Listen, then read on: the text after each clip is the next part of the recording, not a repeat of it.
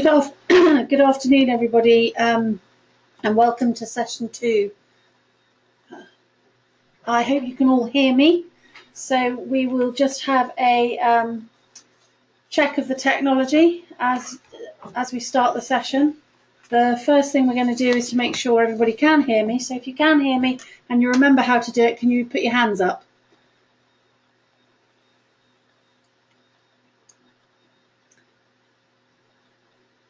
Okay, I've got, I'd say, just over half hands up. There are some people who haven't got their hands up, so I'm going to assume you either don't know how to put your hand up or you can't hear me. Yeah, people are waving now. That's just showing off. There's a few people who haven't put their hands up, so I don't like to pick on people, but Dawn, can you hear me? Hi, Frank. Dawn, can you hear me?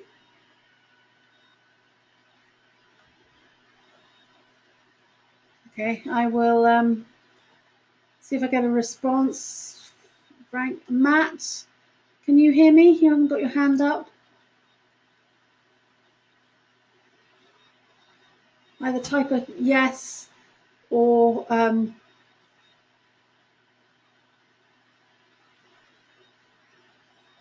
again, I'm not sure whether some people can hear me. Okay, if you've got any problems with the sound, the broadcast is being recorded, so if you miss any bits of it, then you'll be able to listen to it back later. I'm going to put everybody's hands down now.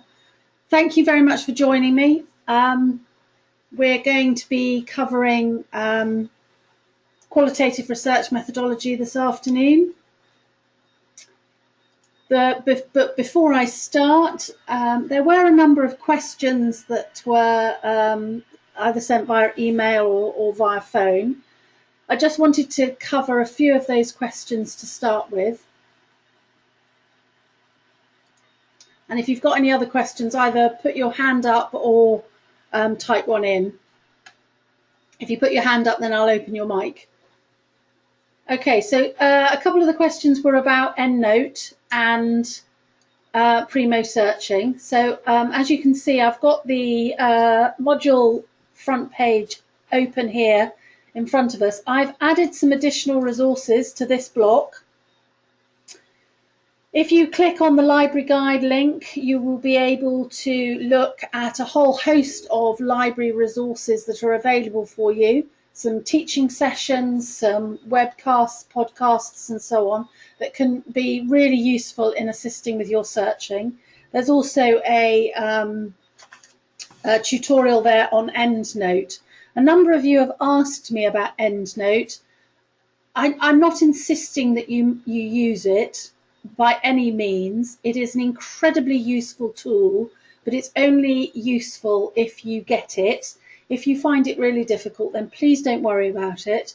If you are going to embark on it, the method by which you get it for free is to log on to it for the first time on a university computer. I understand that for some of you that might be difficult.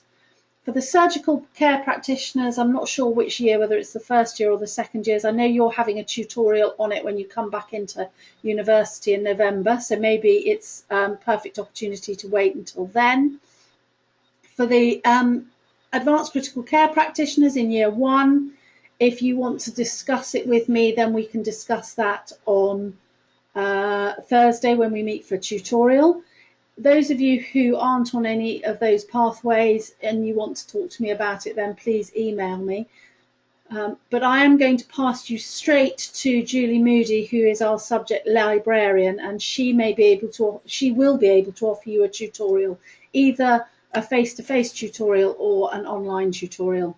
And she's absolutely fantastic. So please access her if you can. So that's EndNote. In terms of Primo searching, I had a number of other questions about Primo searching. And again, I've put the link here on the module site in additional resources. that just links you to the Primo Search facility at the library. If you've been doing postgraduate study for a while or undergraduate study for a while, you might be quite familiar with the Primo searching principles. If you aren't and you want a tutorial, again, on the library guide resources, there is a guide to Primo searching. There's also some help available on the search tab itself. And again, Julie Moody, who is our subject librarian, is fantastic at helping you with that. So if you're coming up with a research idea or a research question or a topic that you'd like to look at for this narrative review and you're struggling to get the literature you were expecting, then please do access our library resources because they are fantastic. And they're 24/7 and they're available to all of you. So those were the first two things. I have put I put two of naughty, and probably Julie will tell me off for this, but I've put the PDFs there for you anyway. There's one article for reference, I've called it. It is an article that was written by Steve Wainwright in 1997, and it talks about ontology and epistemology. And I know those were topics that we talked about last time that you may have been struggling a little bit with. And a couple of people asked if there was an article that I could point you to. There are many articles, but I do think this particular article by Steve Wainwright is quite useful. It does focus on nursing for those non-nurses amongst you. I apologise, but the principles are exactly the same whether you're a nurse or not. So that was one article. I've also put a second PDF there. That's a thematic review. It's about attitudes to HIV. It's not the topic itself that you'll be interested in, but it is the layout, and it is the sort of thing I'm expecting from you in terms of your assignment. So if you were a bit lost when we talked about the assignment and what was required, that's an example. So those are some additional resources that I've added to the DLE for you. I'll just point you back to the reading list, which is here. There are some general texts on research, general research texts that I would point you to, and all of them have pretty good chapters on qualitative research that can back up our session this afternoon. And there's also some additional pieces specifically on qualitative research. And some articles about qualitative synthesis and ensuring rigour in qualitative research. So there are some additional resources there on the reading list to support today's session if you require any further reading. So before I start on the presentation, are there any other questions?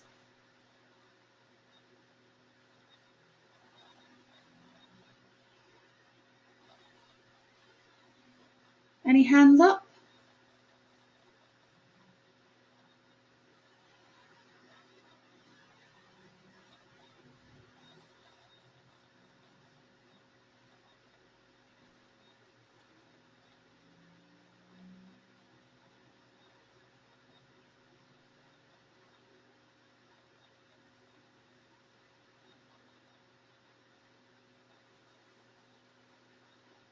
Okay, so a handout, Polly. Yes, there is sort of a handout in the fact that if you go to the qualitative research tile, there is the PowerPoint presentation that we'll be working from. So if you wanted to print it off, always before I give a session, I'll put the PowerPoint up.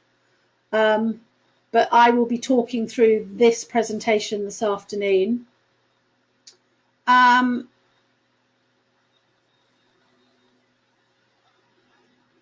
So Susie, don't worry, type if you need. I will break for questions every so often. Any other questions? Anybody else want to ask? You can either put your hand up or type something.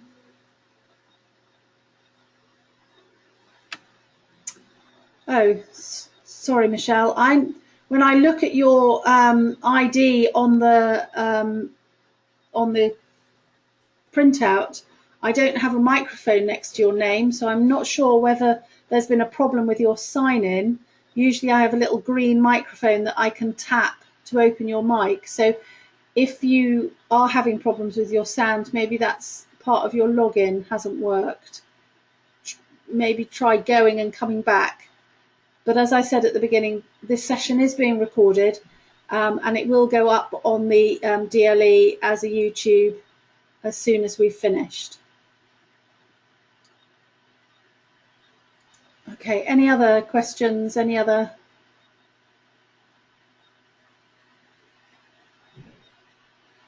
Okay.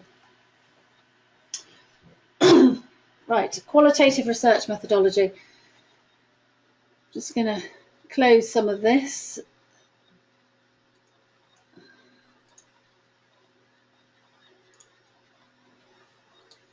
So we're going to be focusing our attention on the qualitative perspective this afternoon, and please do put your hand up if you want me to go over something or ask questions as we go along. I will have to pause to read them, but we'll try and make it as interactive as possible. And if I say something that you don't understand or you need further clarity on, please do stop me and get me to repeat. So we started on the whole subject area of research a fortnight ago, and I know some of you were sort of revisiting material that had been studied sometimes quite a long time ago. So you were revisiting material that you had not thought about for maybe some time. So just to recap just slightly, we were talking last time about research paradigms, and as I said in the last session, it is really important that we get to grips with our language around research. We all work in environments where certain language is prevalent, and research has a specific language associated with it. So we talk about research paradigms, and a paradigm is simply a perspective.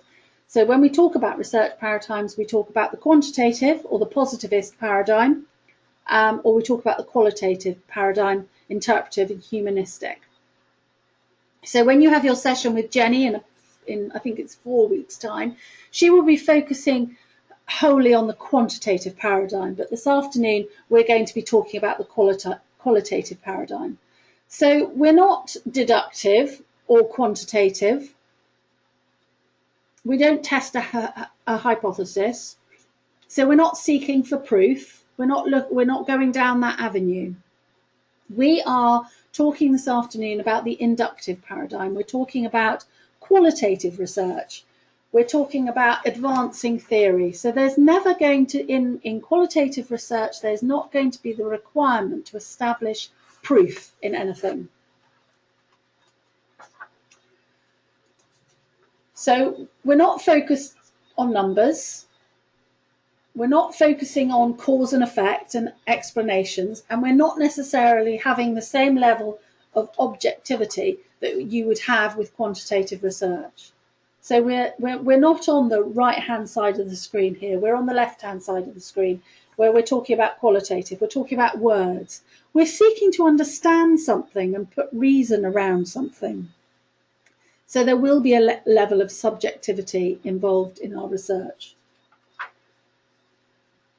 So in qualitative research, we tend to ask specific questions, and qualitative research is simply an approach to answering that question. It's shining a light on the research in a specific way. So you can do research on any particular subject and you can come at it from a completely different angle. You can come at it from a positivist angle and you can come at it from the interpretive angle. And we're going to be talking about the interpretive angle this afternoon. It usually involves going out there and seeing how it's actually happening. It tends to have a real life essence to it. So observation, field research, and so on. And it can often be enormously complex, because whereas with positivist research or quantitative research, we might be able to isolate a particular thing that we're examining, in qualitative research, that's not the essence of what we're doing. So there's an awful lot going on that we have to think about. So why would you use a qualitative research methodology? Well, there's lots of reasons why you might. You might do it to develop theory. So you might have an idea about how something works, or how someone behaves, or how a group of people behave. And you might want to develop that idea further. You might want to advance it, and you might want to expand upon it. Equally, you might want to understand why something happens. You might want to understand a phenomena. Or you might simply want to describe it. So you might want to seek to investigate what that phenomena is, and sometimes what that phenomena is to different groups of people. So you might be looking at it from all sorts of different perspectives. You might want to put that phenomena in different situations, real life situations, and see if there's a difference or see if there's a similarity. Equally, you might want to just verify something in real life. You might have an idea about what happens in principle, and you might want to translate that to a real life setting. You equally might want to evaluate something that happens in real life. You might want to evaluate a particular practice in its setting. So we might, for example, we might teach a group of student nurses how to do a blood pressure, and we might do that in the skills lab. And we might give them all the theoretical and technical knowledge that they need to undertake that simple skill. But what we want to do, we want to find out if they can actually do it in real life. So we might send them out into real life situations and observe them undertaking a blood pressure measurement. That would be a very simplistic example. And then we might want to unpick why they can't transfer what they've learnt into what they need to do. We talk about this quite often in nurse education. We talk about a theory practice gap. So we can teach it to them in theory, but they can't do it in practice. And I'm not saying that they can't, but there's a complexity to doing it in practice that we're not able to fully immerse them in the skills lab. So when they come faced with a real patient who doesn't have a straight arm that the cuff fits round, they can't manage that situation. Or hopefully we've set them up in such a way as they can, and we want to see why they can. So we might want to unpick that particular problem and see why things happen, and therefore improve our teaching in the future. So if we apply this kind of idea to ourselves, what kind of questions do you have that might fit this criteria? So is there anything that you're thinking of in terms of your research maybe for next year, or in terms of the kind of questions or the kind of research that you've maybe been looking at in the last 2 weeks that you think fits this criteria, that fits a qualitative question? Anybody got any particular questions?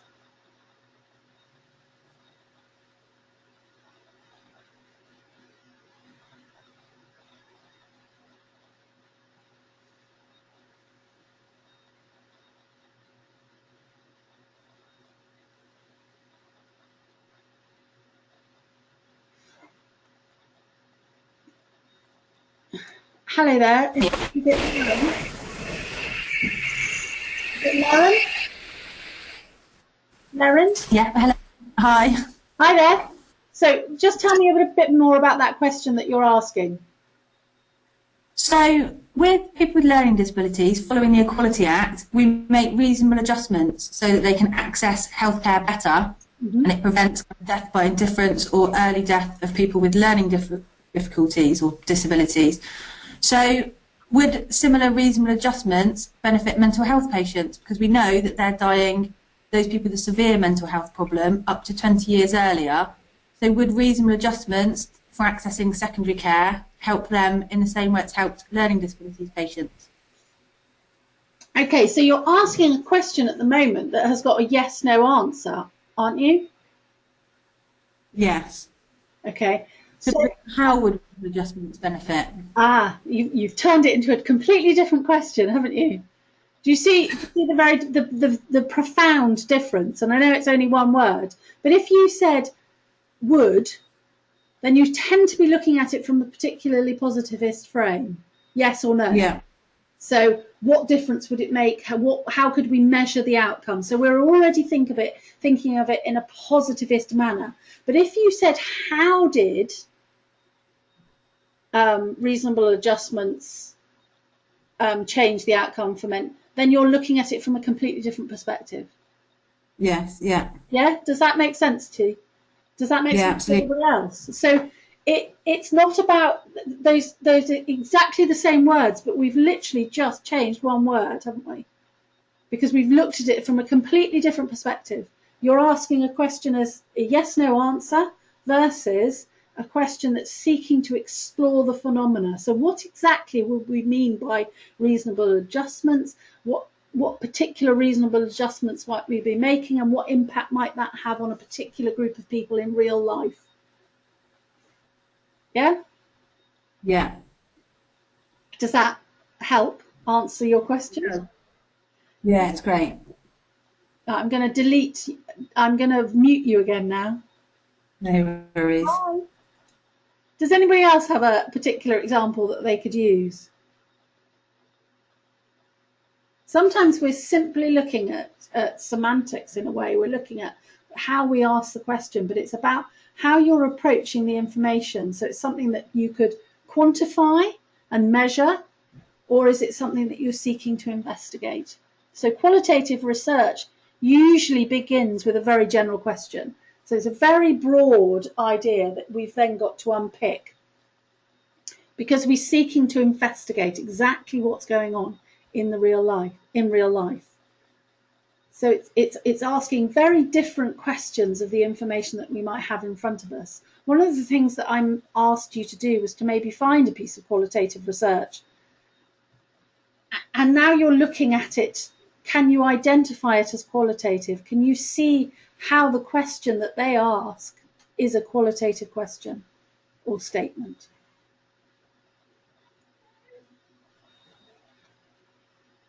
Does anybody else have any other examples or questions that they'd like to ask?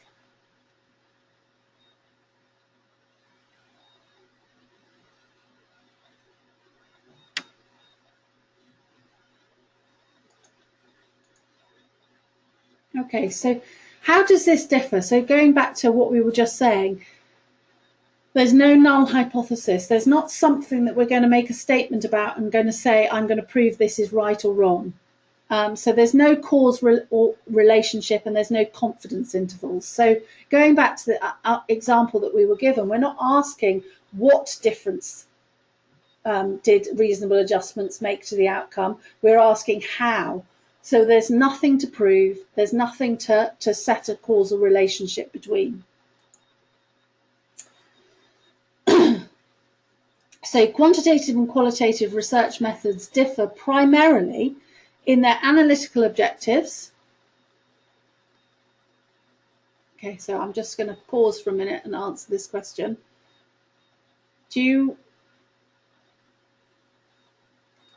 Claire, I've opened your mic because you've put your hand up. Hi, Claire. Claire. Ooh. Okay, I will.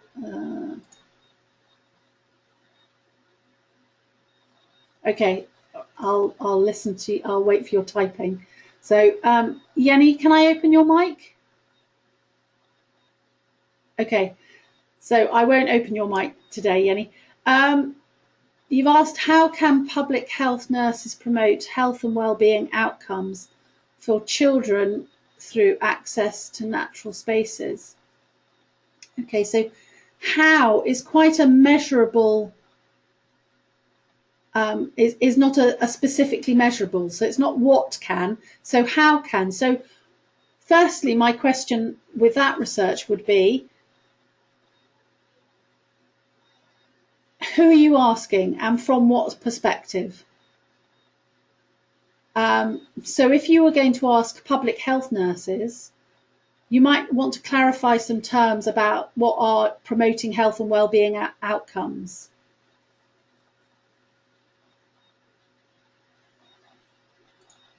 Okay, I've unmuted you now. Hi, Yenny. Hello. Hi there. My thought was looking at, so the literature review would be looking at what kind of interventions that public health nurses, different types of public health nurses have already done with regards to accessing children or young people accessing green space Right. for the purpose of improving health and well-being. And then my study itself would be more specific, probably targeting school nurses because I'm a school nurse by background, and possibly doing some action research on what they think, how they most effectively, not effectively, but what kind of interventions they might use to improve health and well-being through accessing natural spaces. Okay, so just go back a bit.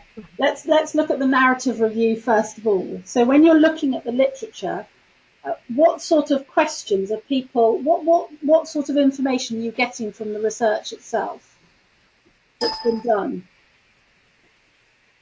I would look at what kind of interventions public health nurses have done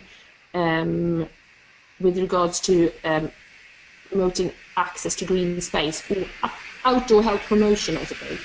Okay, so in terms of I'm going to mute you for a minute, Jenny, because I've got a little bit of feedback there.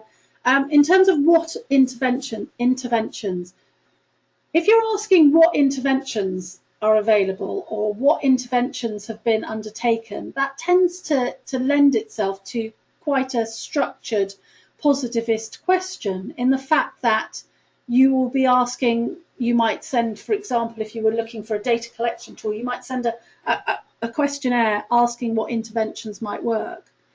So is it that you want to see whether green space has an impact on health and well-being from the perspective of, firstly, I would ask who, the young person or the public health nurse, but if you were asking the public health nurse, or in your case the school nurse, what benefit, then if you looked at it with the idea of seeking understanding as to what they would suggest is a measurable improvement in health and well-being, it's about understanding the phenomena. So are you going to be engaging in a piece of observation? Are you going to be engaging in an interview? Are you going to get a group of public health nurses together and do a focus group? So I would look at who are you going to ask and what are you going to ask them, and then go back to seeing whether your philosophical underpinnings match with what you want to find out. So there's a little bit of a circle to do when you're putting together your research, and we will cover this in a lot of detail when we do MCH 502. But in terms of this assignment and the narrative review, what themes are coming out of the research that you're examining, and what methodological principles have they used? So have they used a piece of ethnography to see whether they can understand behaviour, or have they looked at a particular question and said, am I looking at the intervention or am I measuring people's opinion? Because they're two very different things. So jumping ahead to the research that you want to undertake next year, I'd sort of press pause a little bit on that and go back to the research that you're reading and say, in terms of your narrative review, so when I say research, I mean the research that you're doing on the literature, is what sort of perspectives are they undertaking? Does that answer your question a little bit? Okay, so going back to some other questions. Claire, you asked, what is a confidence interval? Well, a confidence interval is a statistical test that allows you to establish whether you think what you've done is right or wrong, or is has been the cause to something or not.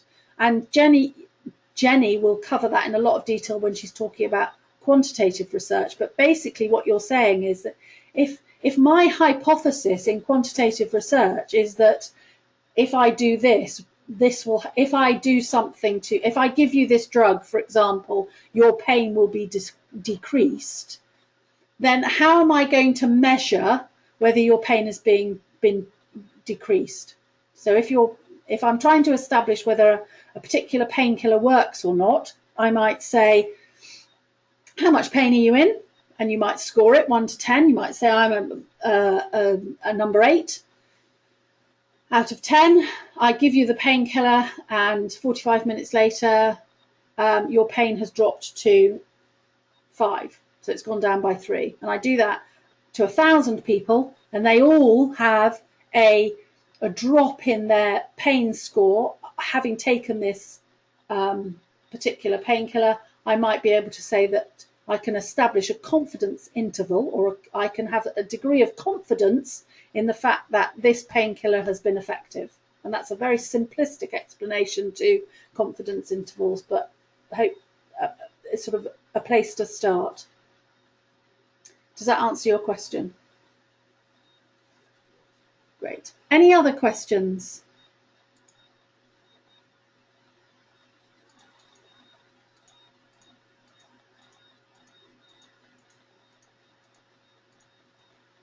Okay. So in a qualitative piece of work rather than a quantitative piece of work, their analytical objectives are different, the type of questions that they pose are different, and the type of data collection instruments or data collection tools are different. I'm not saying that you can't use a questionnaire in a qualitative and a quantitative. You can, but the kind of questions and the way you framed your questionnaire will be different. The forms of data that they produce are different, and the degree of flexibility built into the study design is going to be different. A quantitative study is going to have a rigid format and quite an organised and objective format, whereas a qualitative study will have a slightly more fluid and flexible approach. So the core activities that we undertake in a piece of qualitative research are listed below. So we talked about the research process last time, but more importantly in qualitative research, we would still undertake a literature review. We might undertake the literature review at the same time that we start collecting data, but we will undertake a literature review.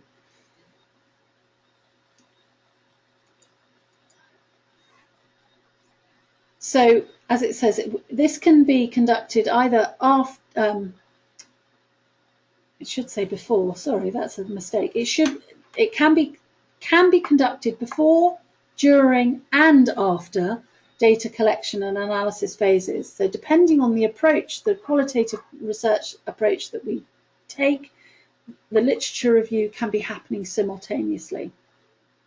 And sometimes the rationale for delaying the literature review, because in a quantitative study we would definitely undertake the literature review first. So sometimes the rationale for delaying is so that we don't try and answer our own questions before we've even collected the data. So it's to avoid that sort of leading and firming up of knowledge that you might already have. And the purpose is to show how the current findings fit into what is already known. And that's why it can happen simultaneously, or it can happen after the data is collected.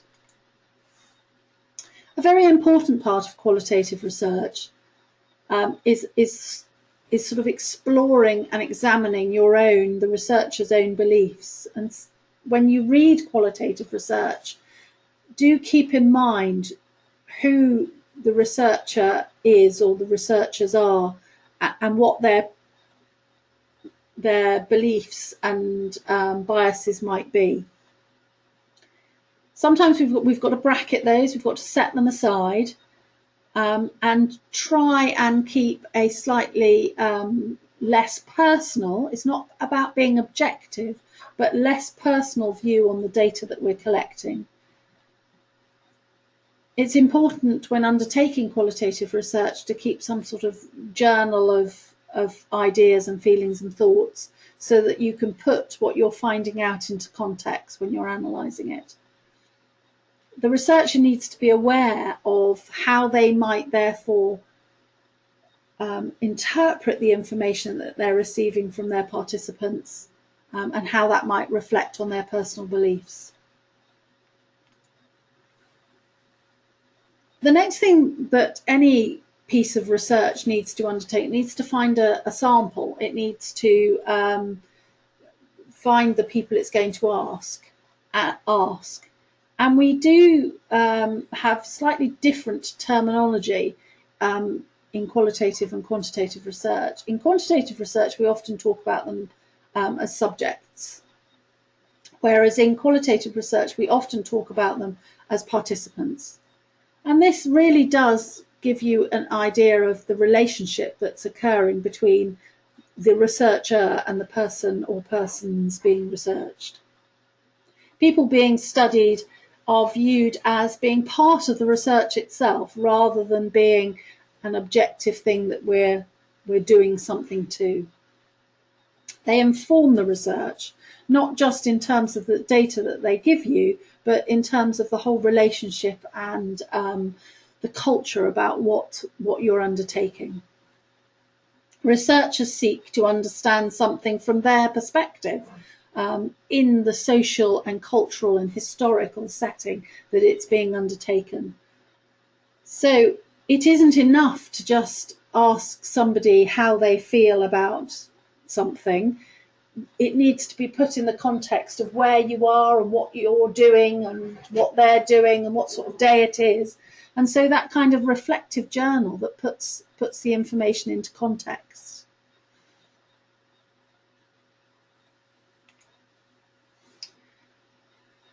So we've got a different relationship with our sample, and equally we've got a different way of finding our sample. So we often talk about purposive sampling in qualitative research, because we are picking these people on purpose. If we want to do a piece of research on medical schools, for example, we've got to ask medical students. If we want to do a piece of research on homelessness, we've got to ask people who are homeless. Researchers establishes clear criteria, so we still have inclusion and exclusion criteria, but it's very different kind of exclusion and inclusion criteria than it might be. It's not a randomized sample. There's no issue of randomization. It's about generalizability. So if you want to talk to people who are undertaking a degree, you want to be able to say, once you've finished collecting your data, that you could generalize these findings to the wider population. So we're often trying to find rich descriptions of a particular phenomena, and not necessarily a random sample. The other key difference in qualitative research is that we're setting the setting where we collect the data.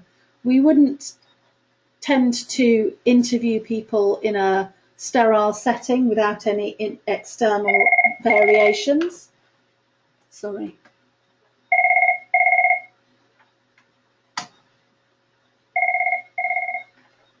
Forgot to turn my phone off. We wouldn't be expecting to take them out of their setting. We would tend to want that the setting for data collection be actually in the field, in the natural setting. So if we want to find out what university students feel about something, we would interview university students in a university.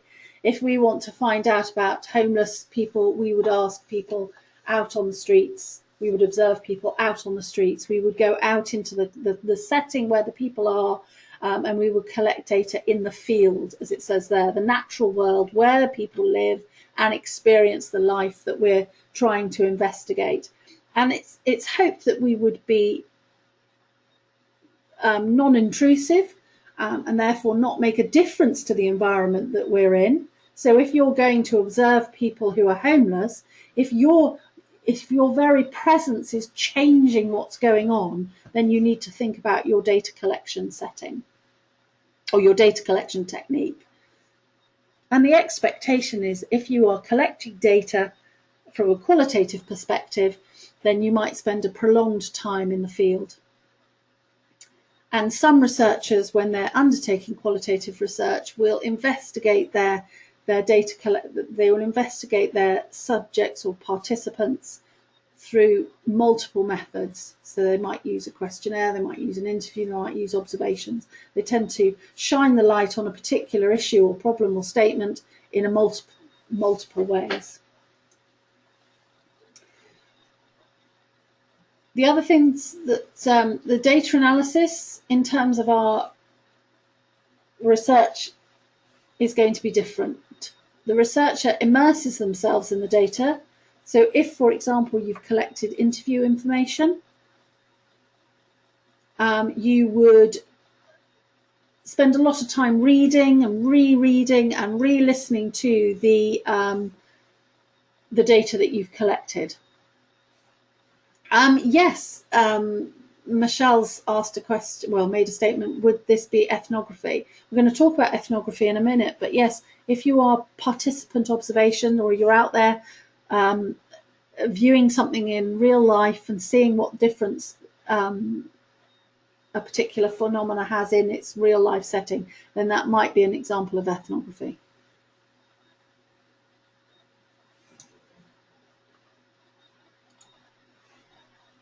So the data collection phase might be something of a cylindrical process. It's not, it wouldn't necessarily have a clear and discrete beginning and end. Data collection occurs simultaneously with data analysis and maybe literature searching. So there tends to be a cycle of collection, analysis, revisiting the literature, collection, analysis, revisiting the literature. So this constant cycle moving forward. Analysis begins when data collection begins. Reading, rereading, analysing, synthesising, reporting on the data. It keeps going until we reach something called theoretical saturation. And this is where we have reached the end. No new information is being elicited.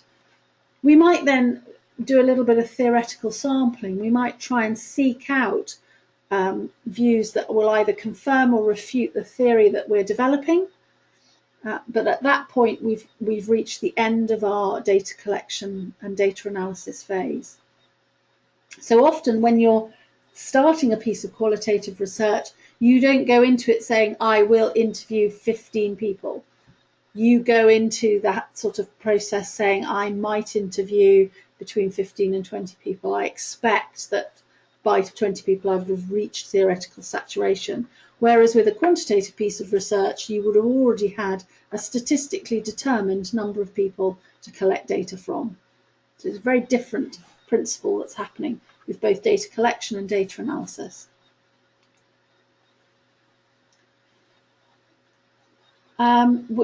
The purpose of this is because we're seeking constantly in a piece of qualitative research to understand what's going on, to look for meaning in the data.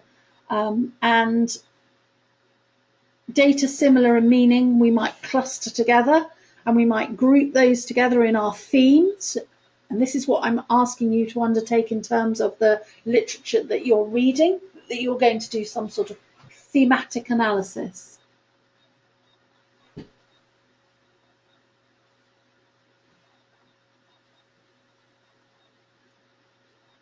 Okay, sorry.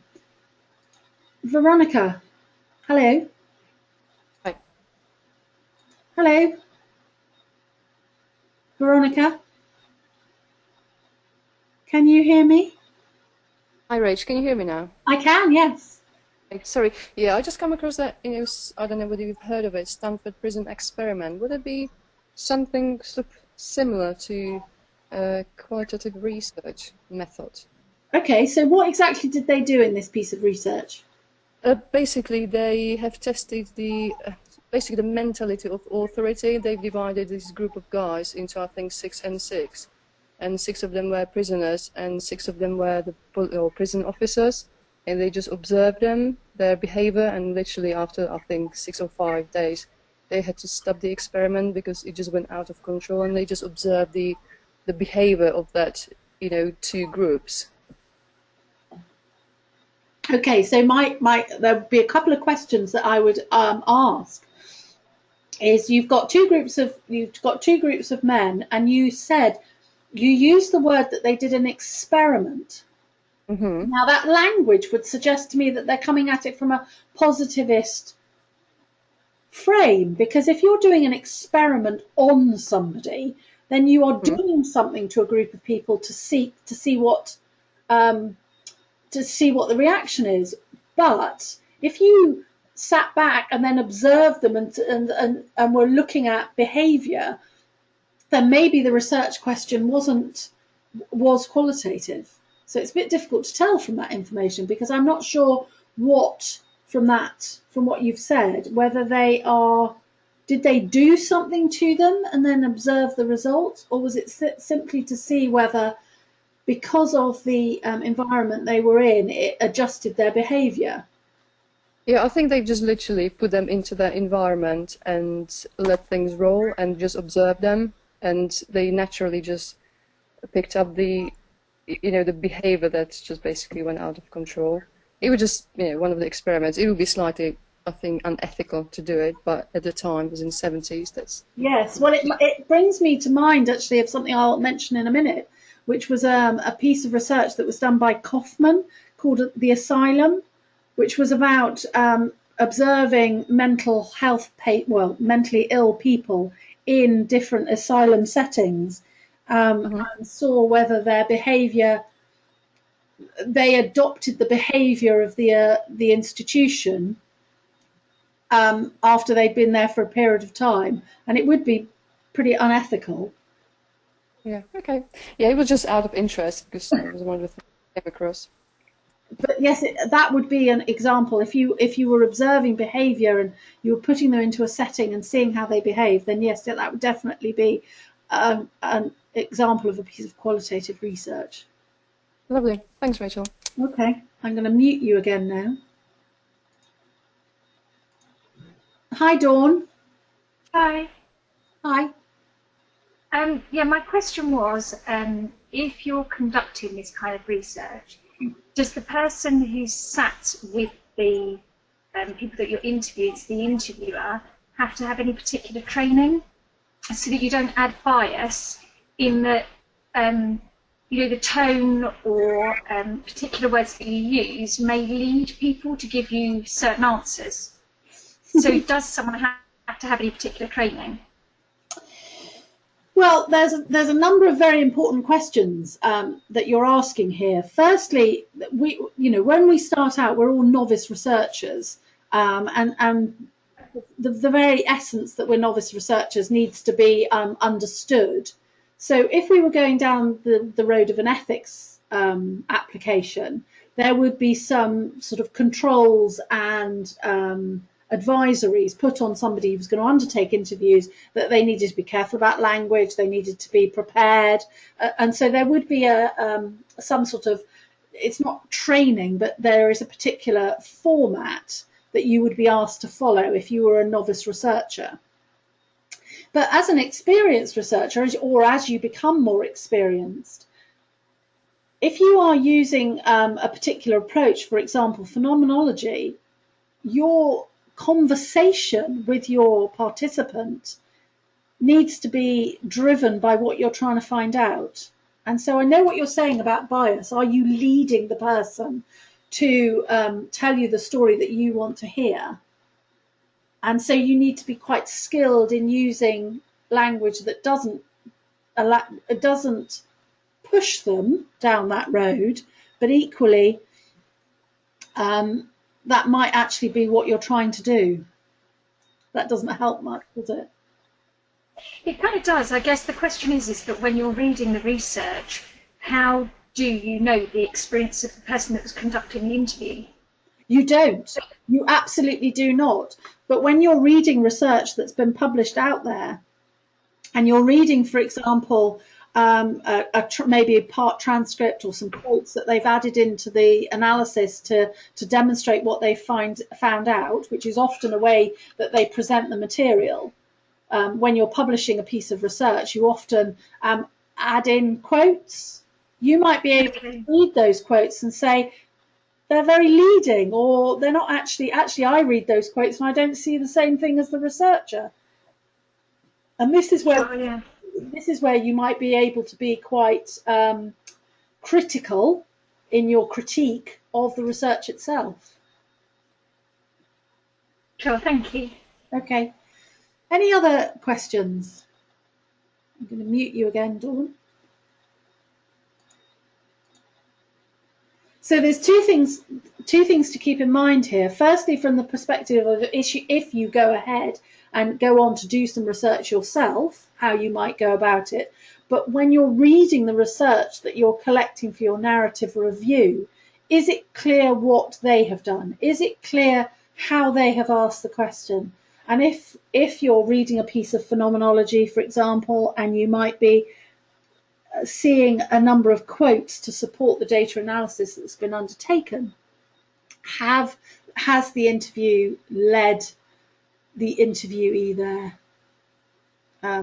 Have those quotes supported what the analysis is saying, or do you see a different subtext?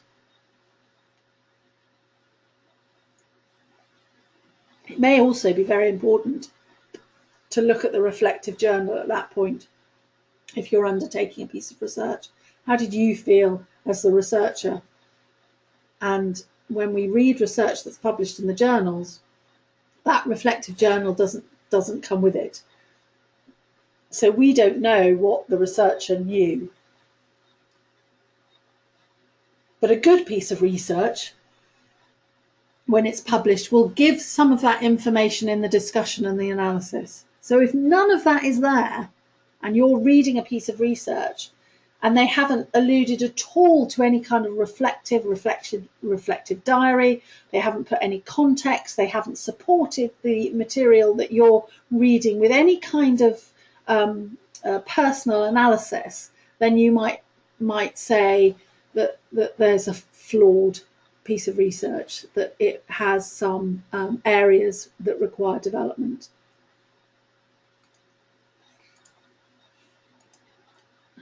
So we've already talked about saturation, and where the process of data analysis and data collection can stop because we're not getting any new data. And this indicates that the process is complete. If all we're getting from our new respondents is repetitive information, then we can say that we've reached theoretical saturation. So I'm going to talk about 3 key qualitative approaches or methods now. Before I go on to that, is there any questions up to that point? Any comments?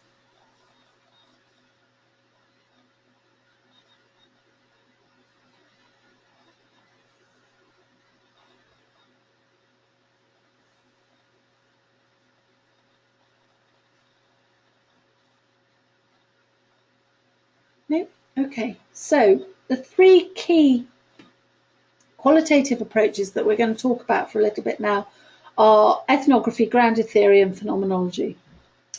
So in ethnography, our study focus tends to be a cultural group, so a group of behaviour, a group of people that might have something in common. So we might talk about students, we might talk about people with a diagnosis of diabetes, we might talk about, and that might be the community or the culture that we're talking about. And our analytical focus in ethnography is to describe that cultural group. And its discipline comes from sort of a cultural anthropology, sort of an anthropology base. We're going to talk about grounded theory. Again, we're talking about cultural groups. So again, we're talking about groups of people But we're trying to generate a theory about a basic social process. So we might be talking about a specific thing that we want to generate a theory about. And its discipline, its sort of background tends to be from a sociological background, a symbolic interactionism. And we're also going to talk a little bit about phenomenology. And that's not, when we're talking about phenomenology, we don't tend to be talking about from a group perspective. We talk about it from an individual perspective, and it's an individual experience. And it's very much about the lived experience. So what is happening? What's the narrative for this particular person at this particular time in this particular place? And that's what's really key about phenomenology. And its background is very philosophical. It comes from philosophy. So ethnography. The basis of ethnography is that it is studying human behaviour in the context in which it's embedded. We look at the way people behave. So that prison example that was given a moment ago, it's about what's happening in that particular group of people at that particular time. So we particularly would look at using a method of data collection that would include observation.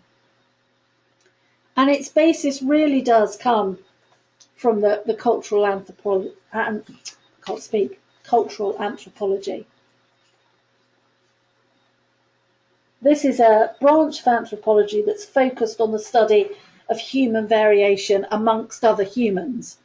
So those of you who know anything about anthropology, this is where we're looking at the way human beings behave in the context that they're in.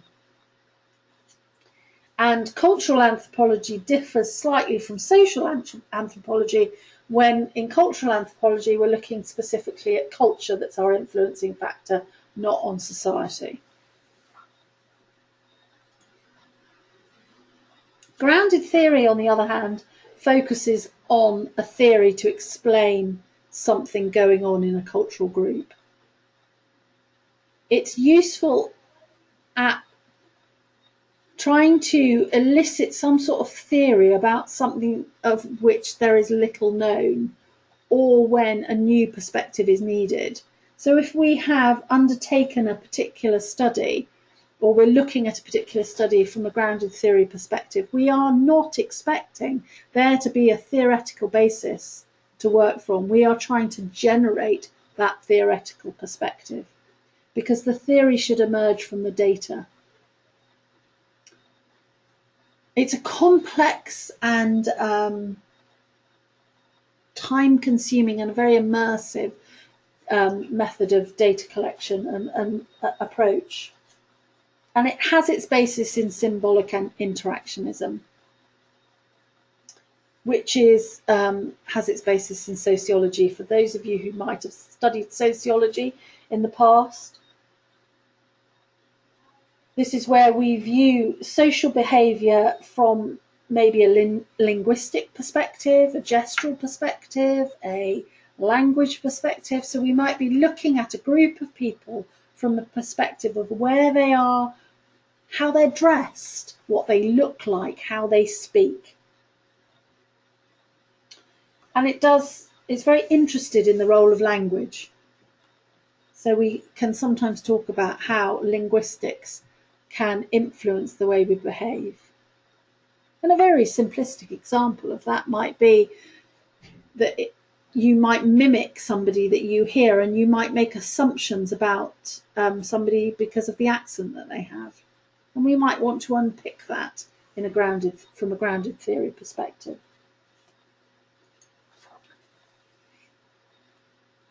Then we talk about phenomenology. Whereas the other two tend to focus on groups of people and groups of people and make the assumption that groups of people behave or can behave in a similar manner, i.e. students behave in a certain way and nurses behave in a certain way and doctors behave in a certain way, and it makes that sort of generic title about how people might behave as a group. Phenomenology looks at it from an individual perspective. So it focuses on revealing real in-depth understanding about the lived experience from the perspective of the person who has it.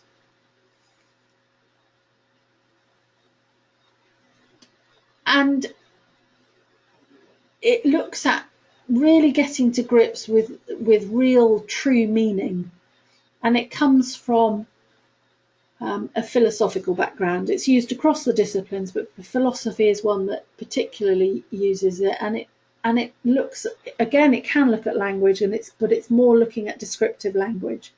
So how people use words to describe, for example, how they're feeling about a particular instance, about a particular phenomena.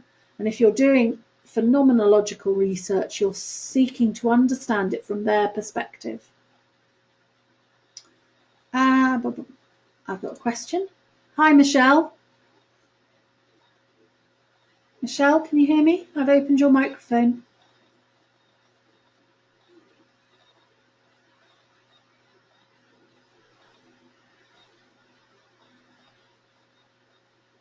Okay, sorry, I didn't realise you didn't have a mic. Okay, I will answer your question then. With regards to culture, yes, you might be, if you were talking about, you're talking about a group of people who have the same family history or the same genetic basis. So you might be talking about, if we're looking at, as an example, people who have the BRCA gene, for example, that would be a group of people. So you might say people who have the BRCA gene who are between the ages of 35 and 45. And you might make some conclusions about how that group of people might behave. And if you were going to be studying that group of people, you might come at it from a grounded theory or a ethnographic perspective. If you were making some conclusions about how that group of people might behave as a collective, you wouldn't be looking at it from a phenomenological perspective. Because if you were looking at it from a phenomenological perspective, you would be looking at how Jane, who has the BRCA gene, feels about something, not how a group of people that have a similar thing wrong with them feel about something. Does that answer your question?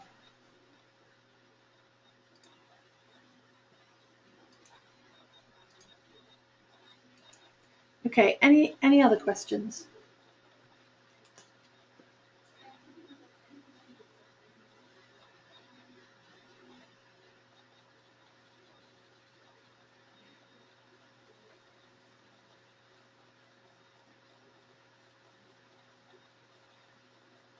Either hands up or type something if you've got any questions.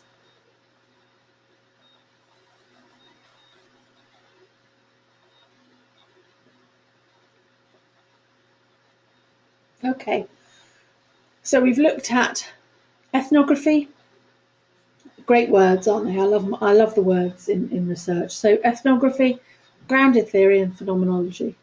That's a whistle-stop tour around those three.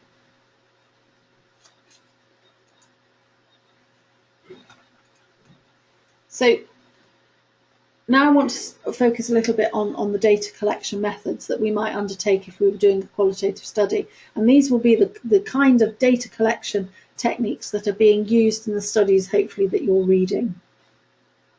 Well, not hopefully that you're reading, that you will be reading for the assignment. And we're going to talk about three particular data collection strategies. And we might combine any one or two of these research data collection techniques. And I haven't talked about questionnaires because they don't have a specific place in qualitative research. I'm not saying we don't use them, because we do, but they don't have a specific place within these three approaches. So the first one we're going to talk about is observation, or participant observation. This is a typically used in ethnography and anthropology, and now done across the disciplines, but it really does come from an anthropological base. And this is where researchers become participants in the lives of their group members. So participant observation would be where you would immerse yourself in the environment that you're researching. So examples of anthropological research has been about scientists going and living as in tribes in Africa and immersing themselves in the culture and the lives of the people that they're researching to seek a real in-depth understanding. It's incredibly intense. It can be incredibly time-consuming, and you're examining a social group or an organisation from the inside. So there's been lots of research, and I'm sure we could all think of examples of research that we might have come across either in popular culture or in terms of nursing, where people have gone and become something and sought to understand a particular group of people by becoming that person. So the example about going into prisons, there's some dreadful television programme at the moment, isn't there, on Channel 4, where people have gone into prison for 90 days. You know, this would be a typical example of participant observation. We're sending them in to become a prisoner. I can't imagine why you'd want to do it, but anyway, so that you can really observe the behaviour. Now, obviously, they're doing it for sensationalist television, but if you were doing it as a researcher and you were going into a prison to really seek an understanding of what it's like to be in prison, then you obviously wouldn't have television cameras and you wouldn't have everybody knowing that that's what you were doing. Now, one thing I hope is sort of sparking in your mind when you think about that is the ethics of it.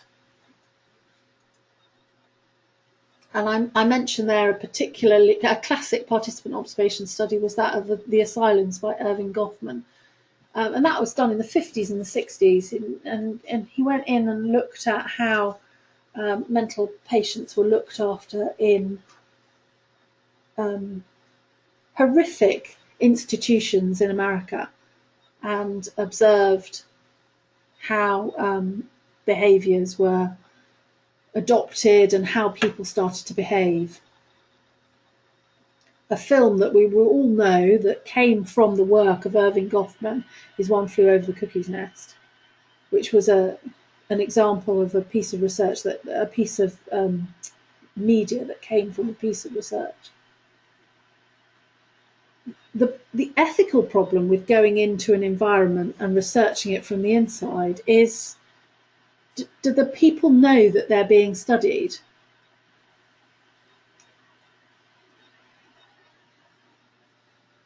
Yes, absolutely, Polly, and you've made a really, really important point. So we've got two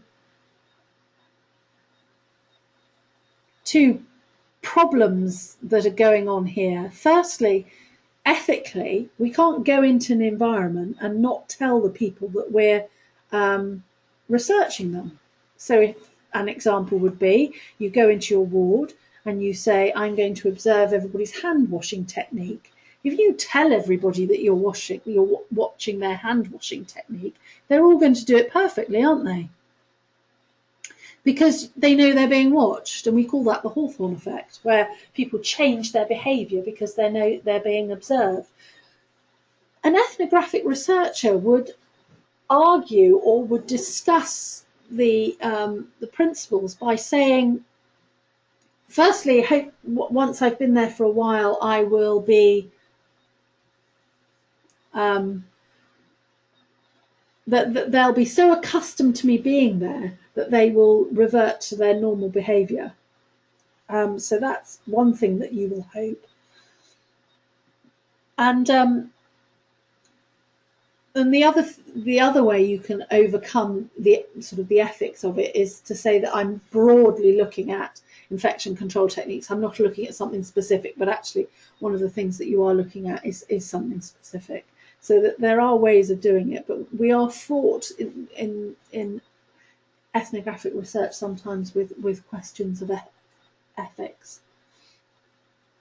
Because if you are being covert, you are, by your very essence, trying to find out something bad, for example. And we all behave differently if we know we're being observed.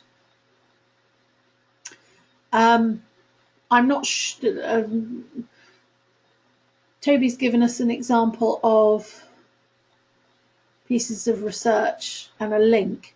I'm not familiar with it, but I'll have a look at it, and if I think it's going to be useful for everybody, I'll put it up on the DLE. So thank you. If you could send that to me again via email, because I won't be able to keep the questions written.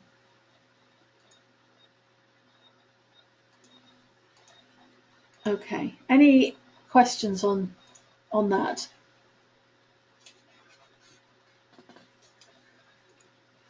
Oh, I think I jumped one.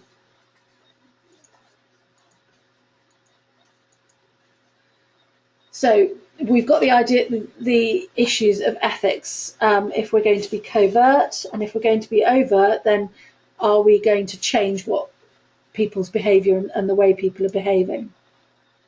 So the steps that would be involved is that we've got to gain access, we've got to develop and maintain a rapport, we've got to develop a method of collecting the information that we're observing, and then we've got to integrate our data analysis. So when we gain access to the group, this is about sort of gaining access to a gatekeeper, and this might be an individual of particular status. So for example, if you wanted to go and observe behaviour on a specific ward, then you'd have to ask the ward manager. So you'd have to gain access to that group of people through a gatekeeper. Now that's an easy example to cite a gatekeeper, but if we wanted to observe homeless people, or we wanted to observe prisoners in prison, who would be the gatekeeper? Would it be the prison guard? That's a person of authority, but would they necessarily give you permission to be in the group? If we were asking a group of homeless people whether we could observe them, who would be the gatekeeper there? So sometimes the role of gatekeeper isn't always incredibly clear, but it is important as a researcher to understand who that might be, because we want key informants involved. If you wanted to go and ask a group of prisoners what it was like to be in prison, would you get the right group of prisoners? We always have this question when we undertake any research. Have I asked the right people the question? The kind of people who volunteer for research aren't always the people we actually want to hear from. So if we're seeking out the correct informants, we might need to become quite knowledgeable about the group itself. The researcher then needs to work very hard to develop and maintain a good relationship. You can't be in the setting and cause the setting any kind of damage. So you can't be seen to favour one group over another, or you can't be seen to be influencing the group in a positive or negative way. That way you can't be blamed if things go wrong. So if you're going to observe a group of people, your very presence might cause the group damage. And we often talk about this when we talk about a counselling setting, when people have gone into a group, maybe undertaking some sort of focus group interview, and might have caused damage to the group by the fact that they're even there. And that's in a focus group interview. In a case of observation, your presence cannot influence behaviour, and that's very difficult. It's a very difficult relationship to negotiate. And once you're in the setting, or once the researcher is in the setting, how are they collecting details? How are they collecting information about what's going on? Are they recording every minutiae? Going back to my example of infection control techniques on a ward, do you have a checklist of what you are looking for? That would suggest that you've got a predetermined idea of what you're expecting. Or are you simply recording every single action and every single variant on that action? The way people did things, the way people walked into a room, the way, whether there were windows open, whether it was warm, whether it was cold, whether it was well lit, or whatever. Everything about the setting are you recording? And do you need to have predetermined ideas about what you're looking for? I'm sure we've all got an image in our head of somebody sort of standing at the side of the ward with a white coat on with a checklist. That wouldn't be participant observation, that would be non-participant observation. And that is a very different relationship again. And if we're in the data collection phase, we would be analysing as we went along. Issues of consent are always really, really important, David. We have, if we were going into a setting and asking to observe them, then yes, we would have to have their consent. So everybody in the setting would know they are part of the research. Whether they all fully understand it or not is sometimes questionable. And if, going back to our prisoner example or our homeless person example, they might have said, yeah, no, that's fine, but did they really understand what that meant?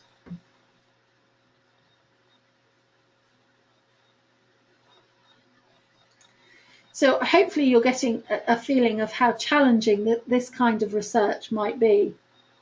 And if you've read any, when you've been looking at any kind of research, how challenging it is to write up. It might not be possible to always be standing there with a checklist and a dictaphone or whatever when you're out in field observations, but it's always important to take notes and to collect data on everything that's happened in a particular data collection phase, because otherwise you're going to forget things. I'm sure we're all the same. If we haven't taken notes and written it down and kept a record, then we might forget what's happened. Also, we might look back on the events in a different way if there's been a time delay between seeing something and recording it. It's what the police always say, don't they, when they are asking you for a statement. It's better to do it sooner, not later, because you don't remember things in the same way for a long period of time. In the data, as one of the other steps in participant observation is to integrate that data collection and data analysis. So as we're going along, we're filing and organising the information that we see into different categories. We might be having a master file where we're completing our specific journal information with what's happened on one particular day, and we might catalogue it in vast detail, and then have sub-files about the staffing. So I'm going back to use my infection control ward example. We might have key particular facts that we're recording: how many members of staff, how many patients, what day of the week it was, what time it was, because all of those things will have an influence. And then we might have other information, background information on some of the people that are working, background information on some of the patients that were being looked after. We might have some key information about key characters, so the person in charge of the shift, person in charge of the bay, person in charge of the patient. We might have some other analytical information about relationships that are occurring. We might observe that certain combinations of staff work better than other combinations of staff, and I'm sure we've all seen this. We could pick our own particular working environments now, and we might look and think, right, when so-and-so's on duty, it's this. When so-and-so's on shift with me, it's like this. Why is that? What influencing factors do they have? And if we were going to do a piece of ethnographic research about it, and use participant observations, we'd step back and have a look and see why that relationship is going that way, and why that person, that particular individual, has that kind of influence on the setting. So there's lots and lots of different questions and different subsets of information that we might be asking as we go along.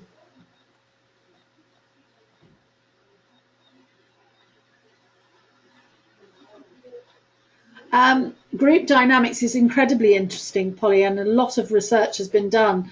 analysing groups. I'm sure we've all read pieces of research and pieces of information about how group dynamics work and how different characters in different personalities work different in different environments, and all sorts of other observational techniques. And it is fascinating. I haven't done very much participant observation in my own research, but watching group dynamics on a ward setting is like watching theatre.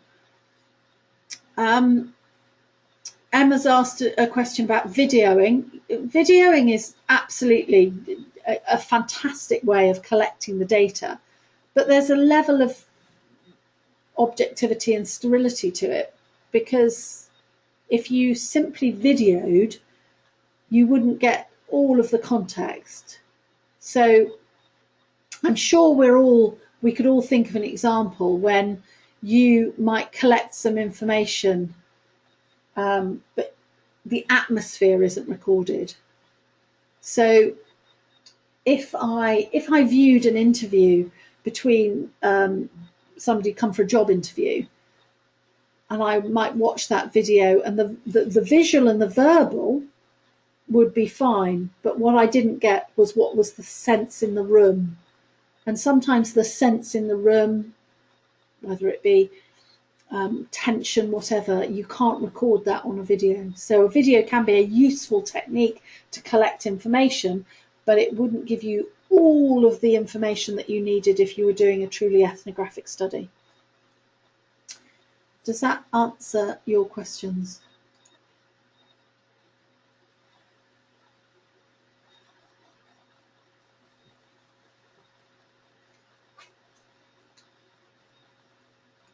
Okay. So we've talked about participant observation, and so there are many, many challenges to undertaking participant observation, which are incredibly interesting and incredibly challenging.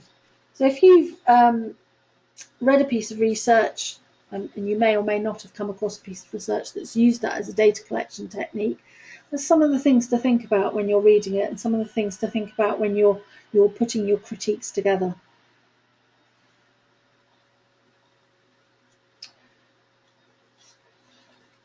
Okay. Now I'm going to talk about in-depth interviews. Now, I'm sure we've all read a piece of research, or hopefully we've all read a piece of research that's used interviews as a method of data collection.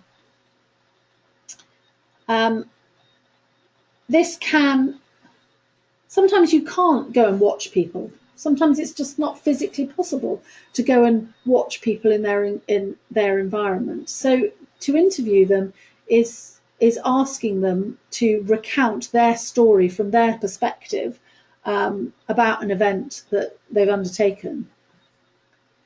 And in-depth interviews allow the participant to describe the experience from their perspective and put meaning on it from them. And those sort of verbatim quotes, those sort of verbatim recordings that we can do when we do an interview are invaluable in supporting our analysis. And interviews can be quite flexible because they can allow you to do some probing. And interview methods can be quite diverse and adaptive. When we're preparing an interview for a research proposal, we might need to think about how we're going to ask the questions, and I think it was Dawn earlier asking questions about whether there was any interview prep. When we ask our interview questions, we need to be very aware of what we're asking and whether we're asking the right questions and whether we're eliciting the right answers. And I don't mean the correct answers, but the right answers to answer our research. So often we might trial an interview schedule to see if it's working and to see if it's getting the information that we're expecting or hoping for. But usually if we're doing a piece of phenomenological research, for example, we might have an interview guide that might have some supporting probes and prompts that we might use to help guide the interview. So if you were going to ask somebody how they were feeling about something, you might have a number of follow-up questions that help guide and fill out the interview. some interview respondents take a while to get into their storytelling.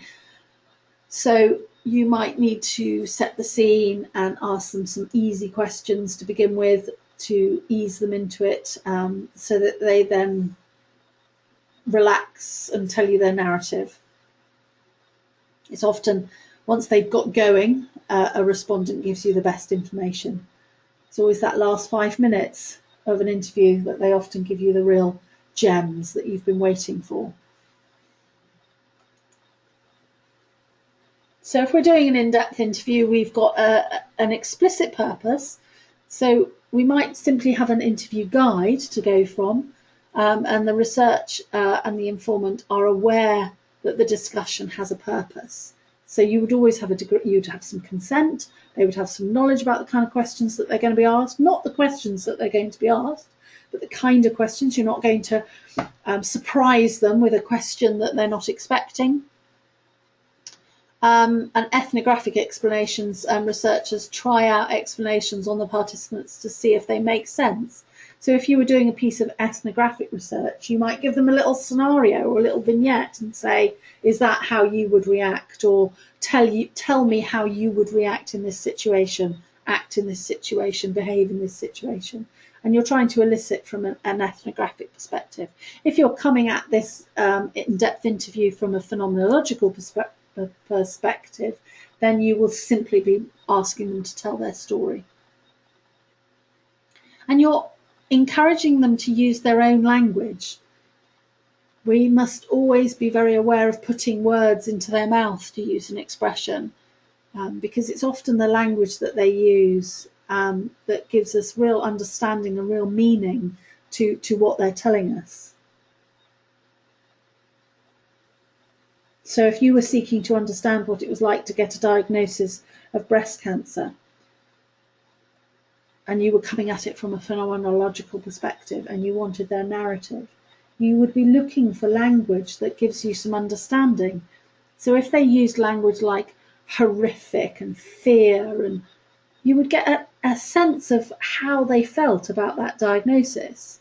If they use language like easy and quiet and peaceful, then that's not the same language that you would be expecting. So the words and the language that they use are often give you a real insight into how somebody feels or how somebody understands a situation. So we might ask descriptive questions. So tell me about your experiences. We might ask structural questions. So how they organise the world. So how did you go about doing this? Or how did you get here today? Or how did you manage your shopping? Whatever the question might be. Or we might ask contrast questions. So which might ask them to use particular or specific terminology. The value of an interview is often in a multi-method approach. So often if we've used an interview, that's not our sole method of data collection. It's seeking specific understanding after we've collected data from another mechanism like participant observation or maybe a questionnaire. Another example of a data collection method that we use in qualitative research might be a focus group interview. And I'm sure we've all heard about focus group interviews. This is where we're not using an individual to respond, we're using a group of people. So typically could be used in an ethnographic or in a grounded theory study where we're looking at a group of people's perspective on a specific thing. It would be unexpected in a phenomenological study. We might get a group of 6 to 8 participants together with a common experience. So students, medical students, prisoners, whatever. This method of data collection dates back to the 40s. They used to ask groups of people what they thought about television programmes, and we still do it today, don't we? We get focus groups we show them a television programme and we get a focus group together and we ask them what they thought. And we ask them if we're doing it to elicit whether a television programme is going to be successful. We will start, the people in the room, the participants in the focus group will be the demographic that television programme is specifically aimed for. So if you wanted to see what people, I was going to use EastEnders as an example, but I wouldn't know what demographic that's aimed at really. If you wanted to see what people thought of a particular television programme, like, help me out with an example.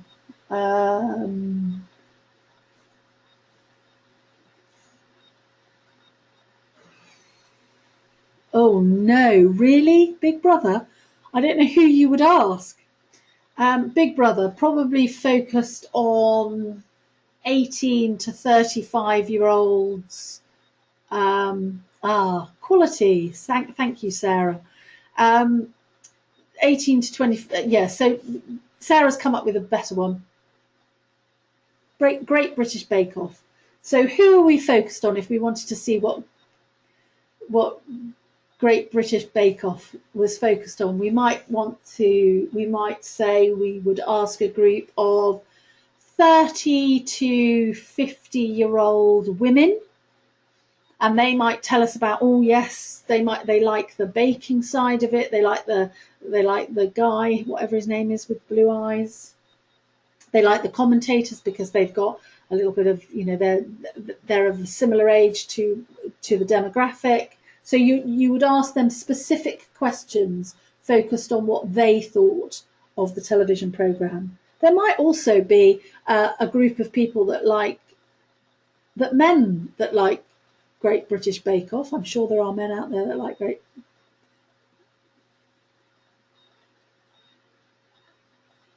Allegedly, okay. Thank you, Polly. I didn't know that statistic. More men watched the Great British Bake Off than watched the FA Cup final last year. Okay, I'm not sure what that tells me about the Great British public, but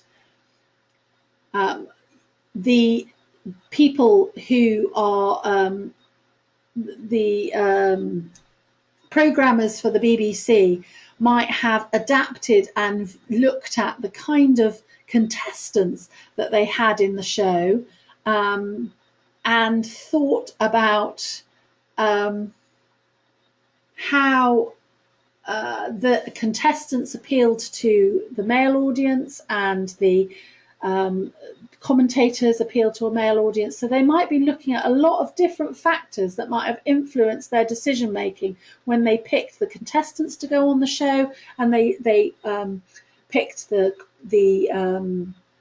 judges for the show, and they picked the new hosts for the show. So one might do a piece of ethnographic research, for example, or grounded theory research to say, right, Channel 4 are now going to take this show over, and they now need to get an understanding of what made it so successful, and they might want to unpick what different groups of the population found so appealing about that show because it's been enormously successful. So they might get a focus group of 25 to 40-year-old men. What did you find appealing?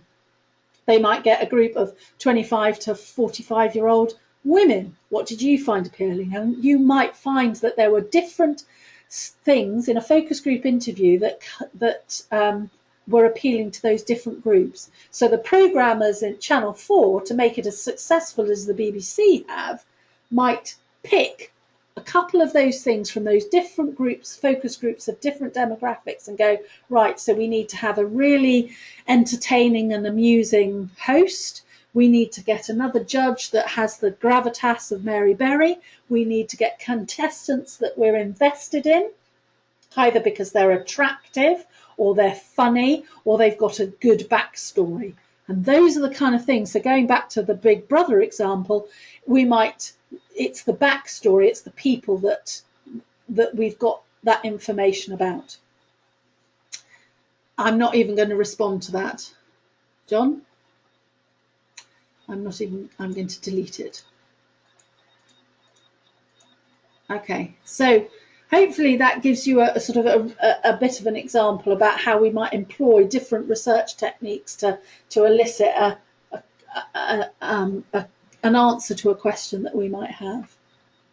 Focus groups have been used enormously by market researchers, as I've just given you an example of, and increasingly by academics since sort of the 80s and 90s, because we like to get groups of people together and find out exactly what they think about a particular phenomena.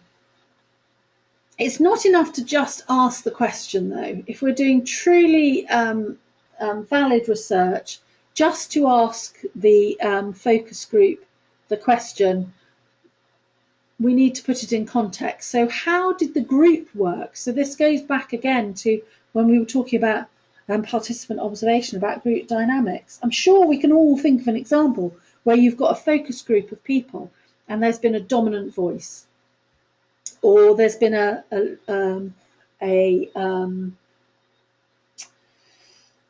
somebody who's causing trouble, or somebody who's trying to be argumentative, or somebody who is acquiescing to everything that's being said. So you will notice when you've got a focus group together of how the different personalities work. So when we're reading research that's used a focus group, is it the dominant voice that's being recorded here? So if you are looking at a focus group interview information, and it's talking about focus group C, respondent B constantly, then one would suggest that in focus group C, voice B was the dominant voice. And have we got a real idea of what that whole focus group thought, or have we just got that particular voice? And a good focus group moderator will ensure that a dominant voice is quietened, and any less dominant voices are listened to. And understanding those accompanying notes and understanding those that supplementary material is really important, and that analysis of group dynamic will be vital. And we'll use some sort of content analysis or grounded theory approach to analyse the data. So we'll be looking for certain phrases or certain content that's being discussed so that we can elicit understanding of the information that we're getting.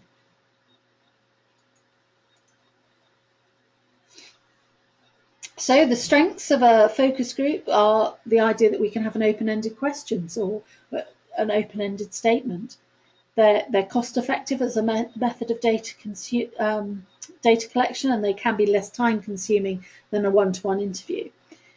And they can spontaneously deal with issues as they arise. So if you get a lone voice, you can explore that lone voice. Whereas if you've got a lone voice in a one-to-one interview, you might have to go and seek out other respondents to confirm or refute what that lone voice has said.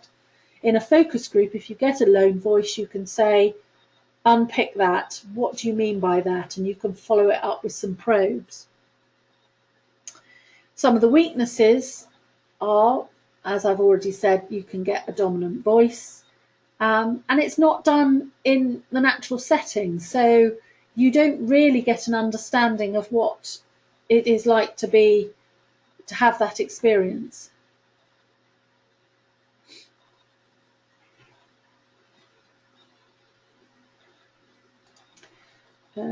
Jonathan. I've unmuted you, Jonathan. Yeah, just start with you saying about the lone voice. Sorry, say that again. What would you sort of, with like a lone voice, would you have like a set criteria to sort of judge how valued you thought that was, or would you just base it on how different it is from what other people are saying in the group? Well, you might seek some group understanding of it. So if you had a lone voice, if you had one person who thought something completely different from the rest of the group, you might say to the group, gosh, that's different. Has anybody got any comments? And you might find that some people just hadn't said it, or you might find that it is completely different from everybody else. If that's the case, you might want to explore why that person feels that way and so differently about something. Yeah, dead on. Would you look then sort of more like the background, if you had a set criteria for the group, would you look to see if they match the criteria as well as everybody else, or would you just sort of see if it's maybe a one-off, or? Well, sometimes you do have to go, gosh, it's a one-off, but you might then, yes, you might look, if it is a complete one-off, you might then look at the participant inclusion criteria and you might say, uh, did they sit just slightly outside the inclusion and exclusion criteria? Yeah. Did I misjudge them?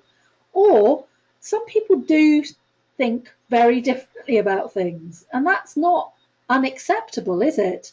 I think that's one I of the suppose there's value in it, isn't there? You know what there's I mean? If some it's real value in that, and sometimes hearing that lone voice gives us a completely different perspective on something. yeah, And dead on. Yeah, lovely. perspective might be incredibly valuable. Because remember, when you've got a focus group, you've still only got the tiniest sample of the population. So if you've got one voice in 5 says something, if you transfer that to the wider population, that's thousands of people feel that way. And maybe that lone voice needs its own particular research question.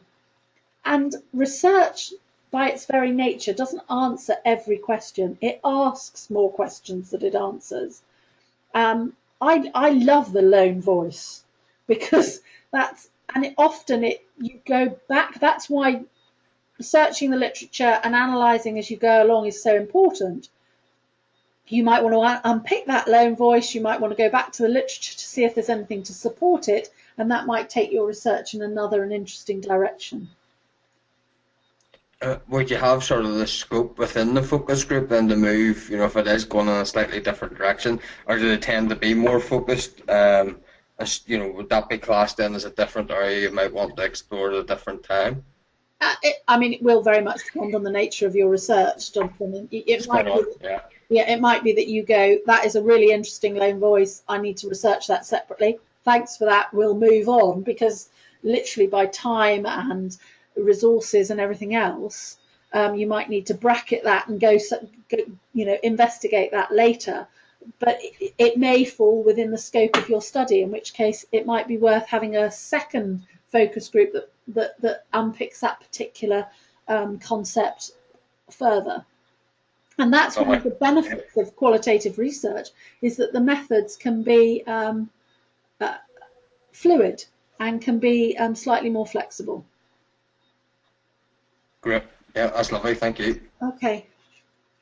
I've had a quick break request, so I am going to just pause for a moment. I will I'm looking at the time now, it's 2:45. So I'm going to just break for 5 minutes, and so comfort break everybody, and then we'll be back. Okay?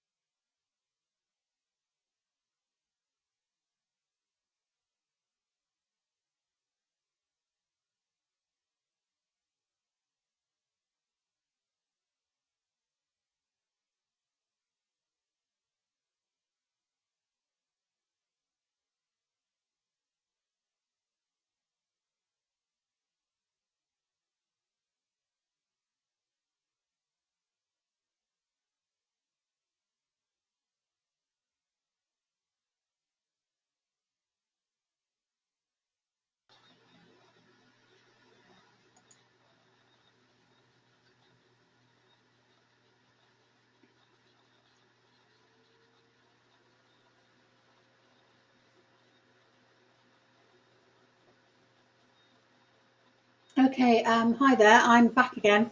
Any questions up to that point? Now you've had a little bit of a breather.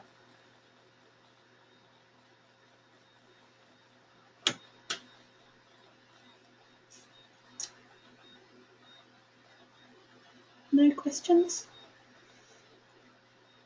So we've talked broadly about qualitative methods. We've talked about the basic principles of phenomenology, ethnography and grounded theory. Obviously, this is just a whistle-stop tour. This is not everything that you will ever know about phenomenology, for example, or ethnography, because in each of those different philosophical underpinnings, there are a number of different branches which you will come across. You might read interpretive phenomenology, hermeneutic phenomenology, for example. You might look at feminist ethnography. So there are lots of different branches of each one of those different philosophical paradigms, but I'm giving you a broad overview. And then we've looked at some of the common data collection methods that we might employ to underpin the kind of questions that we're asking in qualitative research. And when you're reading qualitative research, these are the kind of questions that you might be asking of the research that you're viewing, to ensure that you've got a really good understanding of, one, the research that you are reading, and two, the research that you might be undertaking in the future.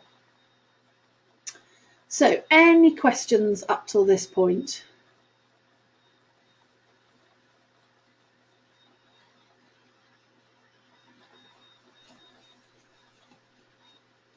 Okay, so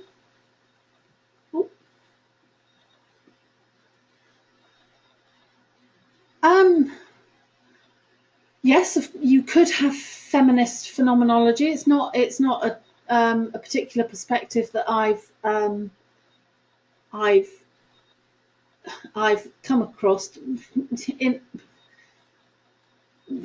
feminist ethnography is quite a popular methodological approach, because it's looking at the principles of feminism and the principles of that group and cultural understanding of behaviour.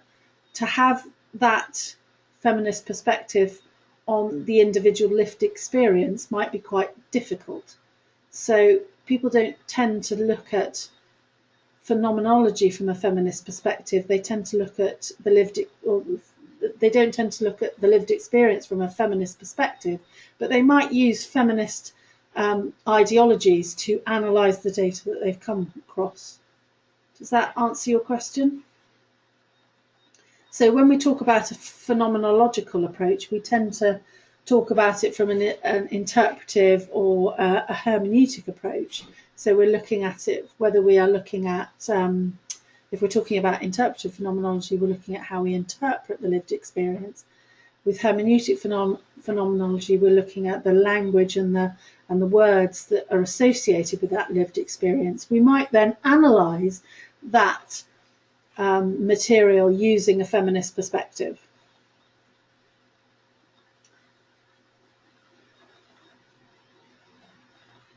Does that answer your question, Michelle?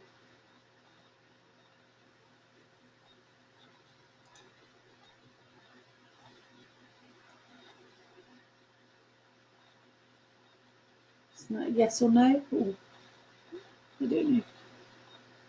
Okay, great.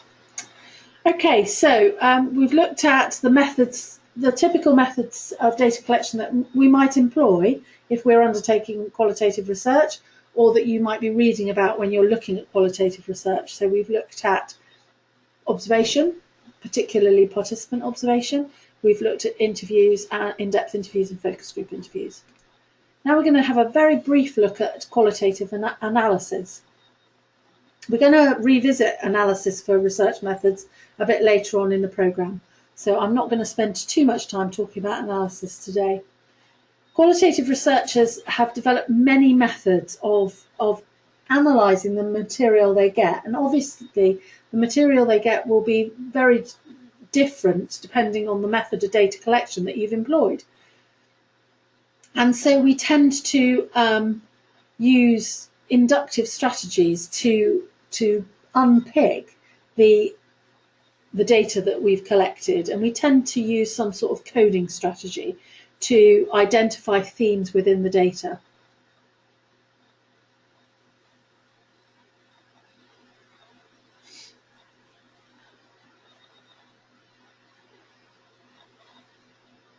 Okay, okay, Michelle, I've unmuted you. Hi there. Hi, Michelle. Or did you not have a mic? You didn't have a mic, did you? Sorry, I keep forgetting that. Okay, so you've been looking at qualitative research. Hopefully you've identified it as qualitative, and you've been trying to identify whether you have got a phenomenological article in front of you, a grounded theory article in front of you, or an ethnographic article in front of you. So some of the questions I'd like you to start thinking about asking are, what was the researcher after? What was the researcher after in terms of the information that they were collecting? So if they did a group interview or a focus group interview, or they did some observation, you're going to be leaning towards the grounded theory ethnographic perspective. Because if they're coming at it from a phenomenological perspective, the chances are they've done a one-to-one in-depth interview. So firstly, get your clue from the method of data collection that they've employed. If that still doesn't give you too much information about what philosophical underpinnings this article has come from, then think to yourself what question that they've asked. And if we go back to the beginning of the presentation, we talked about what kind of questions this research might answer. So what was it trying to do? Was it trying to understand something? Was it going to trying to understand the perceptions of, or seek an understanding, or exploring the? Was it trying to verify something in a real world? So does this group of people behave like this for a particular reason? So if you can unpick the question that's being asked, you may well be able to apply a philosophical underpinning to that research. If they've asked what students feel about what district nurses undertake, how district nurses feel about a particular dressing technique, you're looking down the road of ethnography, aren't you, if not grounded theory? If the article that you're reading looks at a patient's perspective on a particular treatment option or treatment that they've had, or a condition that they've got, and they've employed either a questionnaire and then a one-to-one interview, the chances are that they're coming at it from a phenomenological perspective. So see if you can unpick the research that you're reading and sort of go back to the basis of where the researcher was coming from. Does that help?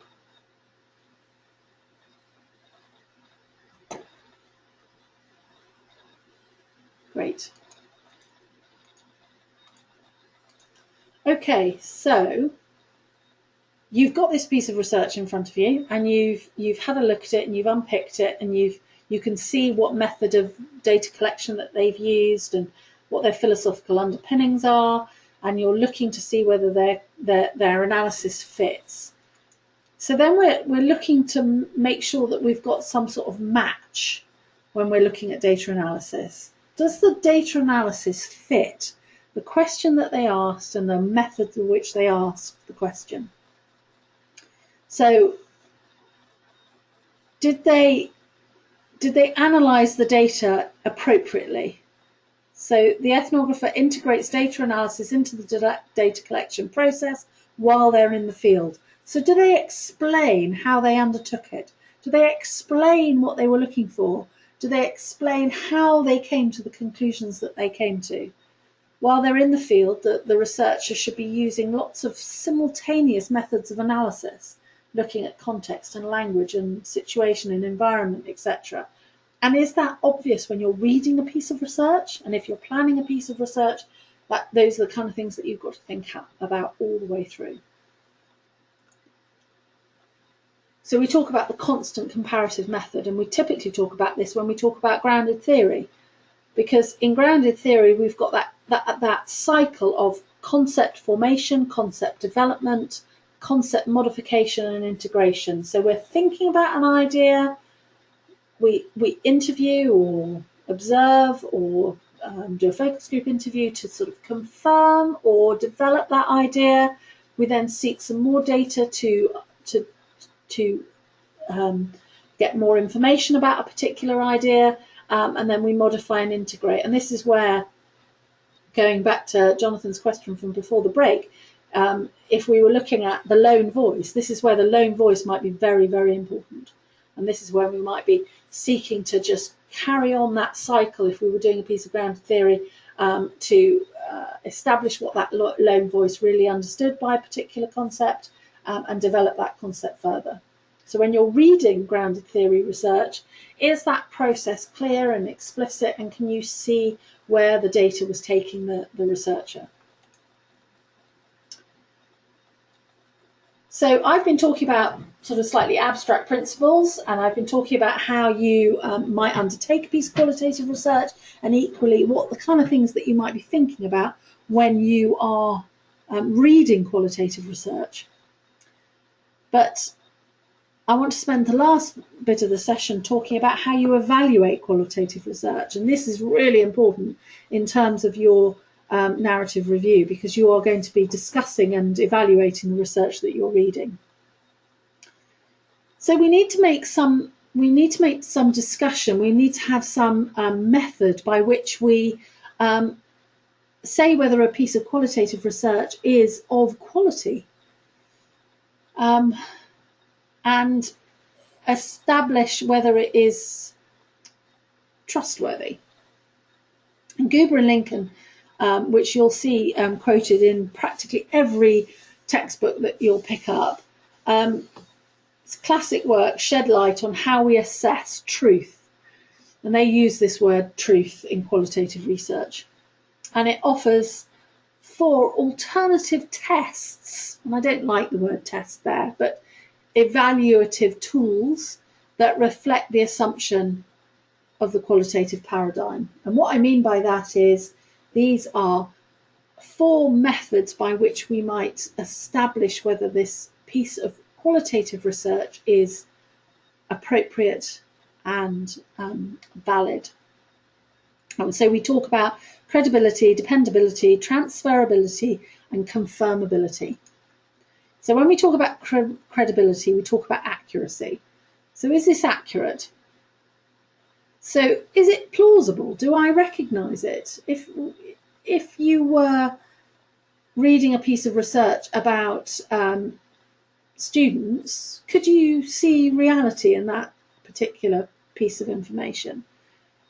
This is enhanced by prolonged time in the field, repeated observation and interaction with the participants, using different methods of data collection, data sources, and data types. And what I mean by that is credibility is established when we've got multiple sources. So your samples, your participants have come from different groups that fulfill the inclusion and exclusion criteria of your research. So going back to my example about student nurses, for example, we might say we want different groups of student nurses that fulfill the inclusion and exclusion criteria. And we want to collect information from them, not just by observing them, but by interviewing them as well. And we have different types of data. And then we might, if we had, for example, done a one-to-one interview with a student nurse, we might firstly give that transcript back to the interviewee and say, is that an accurate representation of what you said? Because, as I'm sure we're all aware, the verbal and the written word can have very different meanings and have very different assumptions associated with them. So you read something back that you've said and it doesn't have the same meaning for you, or you want to ensure that the punctuation is in the right place. So I'm sure we've all seen those sentences, which when you move the comma, it means something else. And so that sort of member checking is very important. And it might involve the team of researchers. So they might just make sure that they have interpreted the data in the same way. So we seek to establish credibility. We also talk about dependability. So this refers to the stability and trackability of the changes in the data over time and conditions.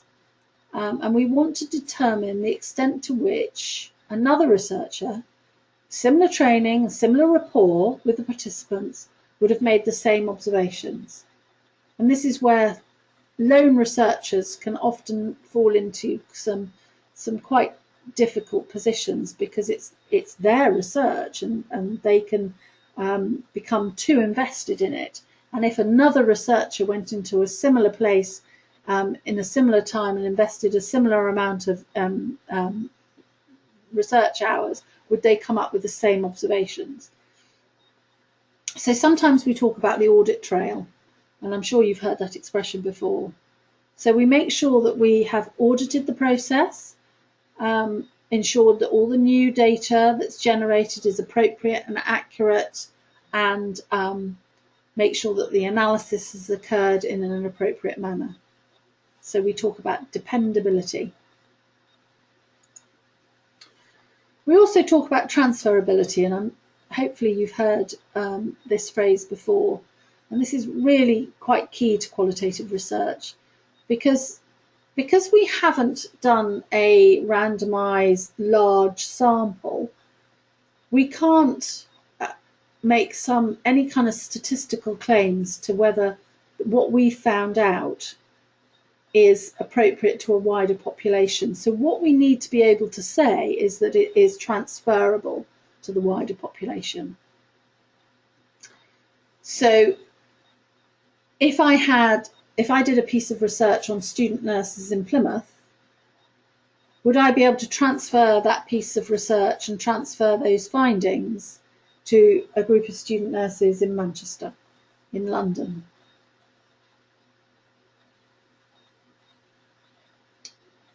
Its lack of transparency is viewed as a weakness. So let's be very clear though, if I was doing a piece of research on a group of student nurses in Plymouth, and I was doing a piece of ethnographic research, and I was looking at whether the culture and environment influenced the way student nurses in Plymouth behave, I would not want to be able to transfer those results to student nurses in Manchester. But I would want to be able to transfer those results to student nurses in Plymouth next week, next year, next month. So we might be talking about transferability of setting, or we might be talking about transferability of population, and we might be talking about transferability over time.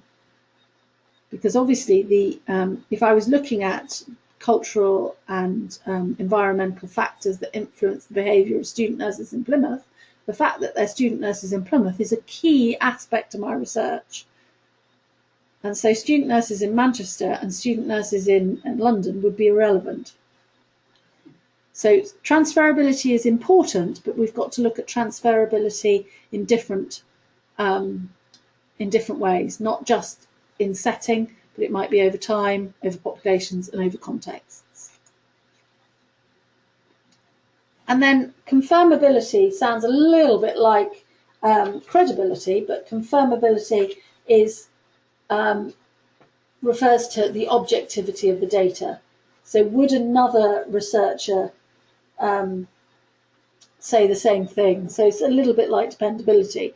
So confirmability and dependability are quite similar. But the one thing I'm looking at in confirmability is about personal biases. So we talked about personal biases at the beginning, and we asked about bracketing our personal biases before we undertook the research, and does the researcher in your research studies bracket their personal biases? And we might look at who these researchers are and what they've found out, and whether they've been influenced by where they've come from and what they know. I'm just reading a question here from Michelle, who doesn't have a microphone, and I've remembered that. Is our narrative in our narrative review, we talk about transferability methods. We repeat our question. Not sure I understand the question. Sorry, Michelle. In your narrative review, you will need to look at, if you're looking at a piece of qualitative research, you will mention one of these 4 measures of quality. So whether you talk about transferability, confirmability, dependability, or credibility, you will need to make some discussion about whether the research that you are viewing in your thematic analysis has those elements of quality. Does that answer your question?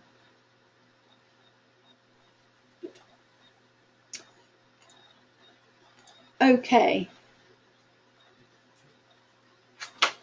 So we have these 4 pillars of rigour in qualitative research, and there are a number of excellent articles. If you do a Primo search on rigour in qualitative research, you'll come up with a number of excellent articles, one of which was written by Sandalowski, great name, in 2007, and I will put the reference on your DLE later, which talked about rigour in qualitative research, and it's a particularly good article, but I have signposted you to a couple of others on the reading list.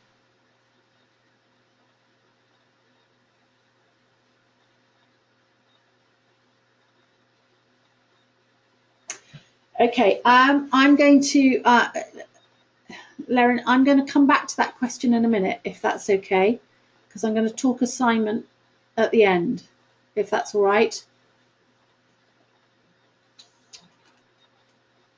Okay, so the 4 pillars of quality in qualitative research. So some of the advantages and limitations that we might think about when we're looking at qualitative research is, some of the advantages are it focuses on the whole human experience and the meaning ascribed to it by the participants. So a piece of qualitative research is going to elicit real meaning and depth to a particular experience. It provides an enormous amount of insight. So whereas in qualitative methods you might seek to have a cause and effect, here you're looking for a deep insight into what's going on. So the strength of qualitative work is the validity of the data it produces. So the quality of a piece of qualitative research is in the data that they've collected, i.e. the interview, the observation, the focus group interview. That's where the quality of a piece of information comes from. Because participants can't be wrong, they can only be talking from their own perspective, and it reflects reality. So we can't turn around to a participant and disagree with them, because that's how they feel about a particular. So we're not seeking to prove something's right or wrong. We're looking at it from a completely different perspective. Some of the limitations are it's not objective, and we've already established that if you're part of the research, you're never going to be fully objective. You've got to put aside some of your preconceptions and biases, which is why sometimes qualitative researchers don't undertake a literature review prior to collecting data, because they don't want to establish what's happened or what's going on in the world before they've even asked the participants that they're interested in. So there can be that lack of objectivity, and there can be a lack of generalisability. So as I cited in that example about student nurses in Plymouth before, I can't generalise that to the wider population because that's not the question that I've asked. Some might see that as a strength, some equally might see that as a weakness. It rather depends on what we sought to do at the beginning. So if I sought to find out what were the influencing factors on student nurses in Plymouth about their environment, then I might have a piece of quality work. If I sought to generalise it to the wider population, then I haven't asked the right question, because by asking them about the environment in Plymouth, I can't transfer it to anybody else in the wider world, because that's not going to be relevant to a student in London or Northern Ireland, or just a shout out to our one New Zealand student, or even to our student nurses in New Zealand. Yes, we have one student listening to this in New Zealand in the middle of the night. So researchers become the research tool, and therefore they may lack some objectivity. But there is a value in that, and that can be quite important. Okay, so that's a whistle-stop tour through qualitative research. Have you got any questions about qualitative research itself? And then we're going to answer some questions about the assignment and the narrative review, if you've got any, of which I've already got one, but if I could just answer questions on qualitative research first.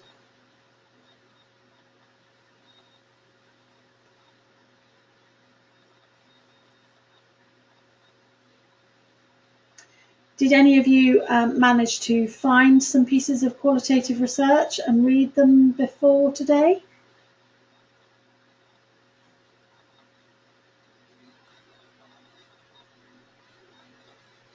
And lovely. And has this session therefore helped you understand the research a little bit better?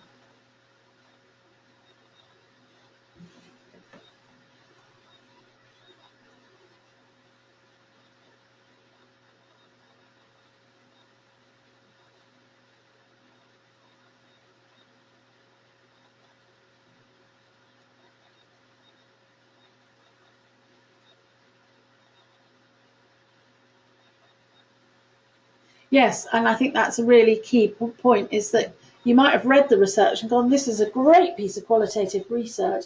Now I've heard this session, it might be worth going back over that research and seeing whether you have the same feelings about that research, or whether you now have, hopefully, touch wood, you have a greater insight into, firstly, the research itself, and secondly, their data analysis, their data collection, and their philosophical thoughts behind what they did and why they did it and how they undertook it and so on.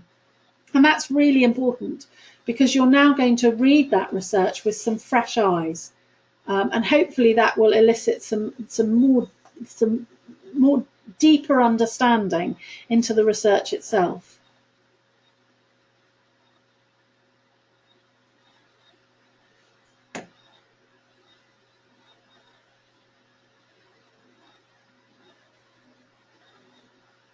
Yes, absolutely. Somebody's asking whether they'll be faster at the process. Of course you will, as you get more proficient. And I'm sure some of you, I'm not sure whether, Claire, you marked yourself as a 2 or a 3 or a 4 last week, or a 9 or a 10. But wherever you were on that spectrum of knowledge of research, hopefully this is refreshing what you're thinking.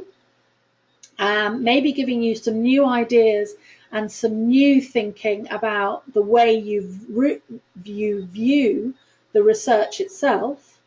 Hopefully by reading some research in the last 2 weeks, you've started to think slightly differently about what you're reading, and that is absolutely the process.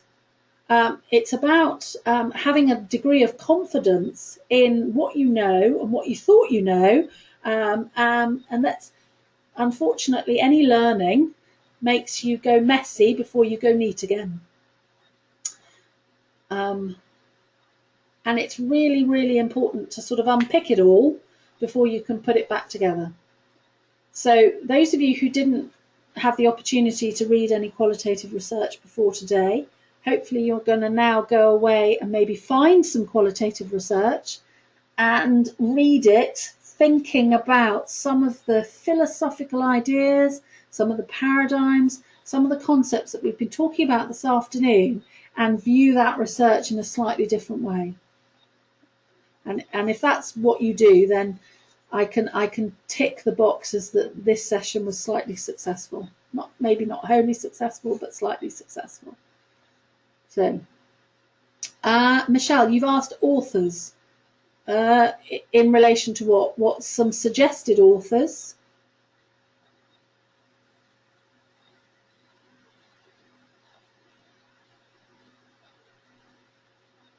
I know you haven't got a microphone, so I can't open yours. If you're asked after some references, there are some, obviously on the Tallis Aspire reading list, there are some, on the Tallis Aspire there are some great key texts. The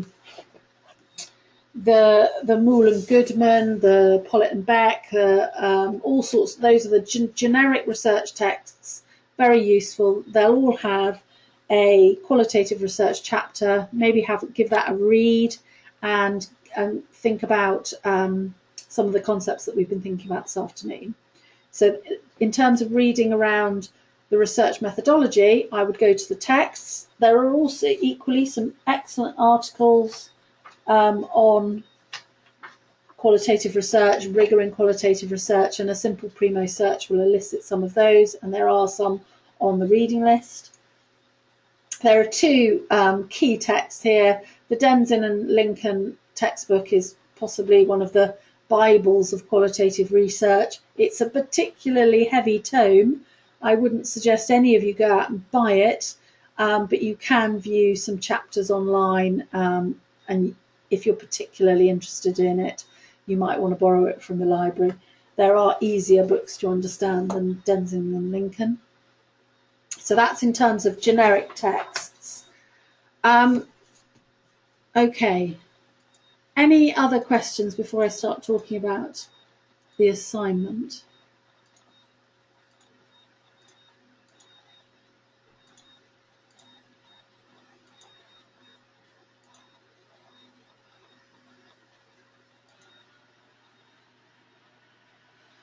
So a number of you have asked questions about critiquing. I'm not going to cover too much about critiquing and analysing the data, because that's going to be the focus of Heather's session in 2 weeks' time.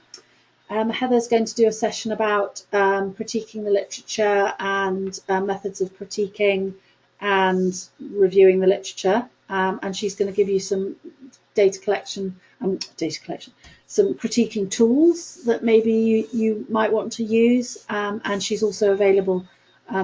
So I will cover that again if your questions haven't been answered by Heather in 2 weeks' time.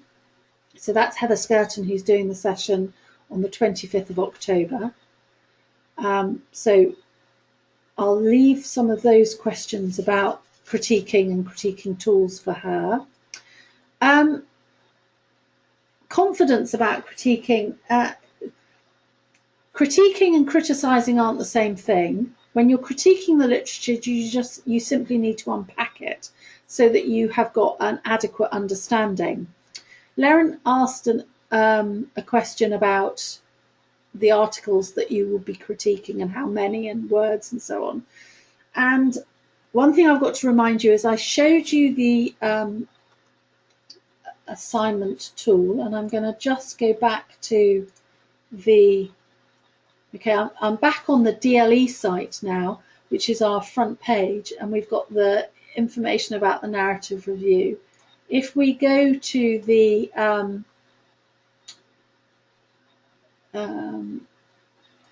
assignment guidelines again, which we talked about last time, you can download the information.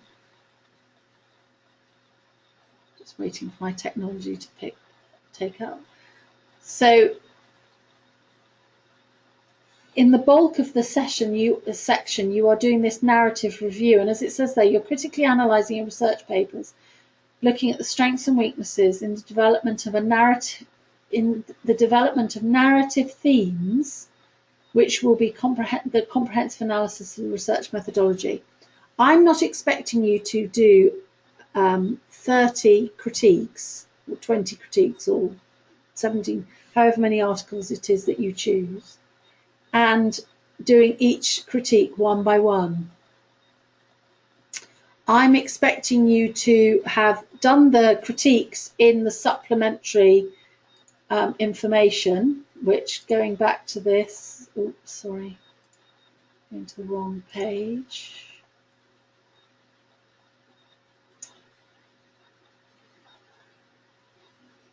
In the supplementary information that I provided with you is where you will break down each individual article, and that will be appear in your appendix. Okay,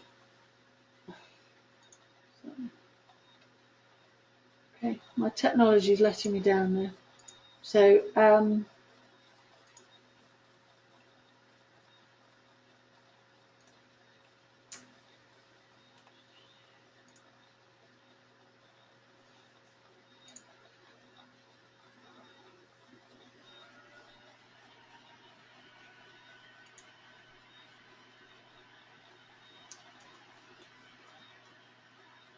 going back to the module site, so MCH 501, and going back to the supporting information, which is your literature summaries, which is where I would expect you to have unpicked each individual research article and maybe given some brief critique. It's then in this section here, I expect you to have done a thematic analysis of all of the research. So you will be discussing each theme and the strengths and weaknesses of the research that you've viewed in each theme, not the individual research articles that you're discussing. Does that make sense?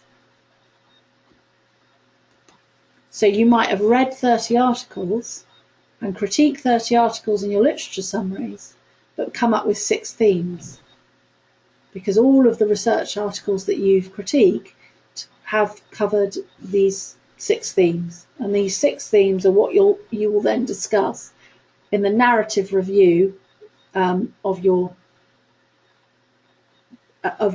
assignment. So there's going to be a bulk of work which will appear in your appendices, which will be your literature summaries, and that's sort of your preliminary or initial analysis of each research article. It's then the thematic analysis that you've done on those research articles that you then discuss in your themes.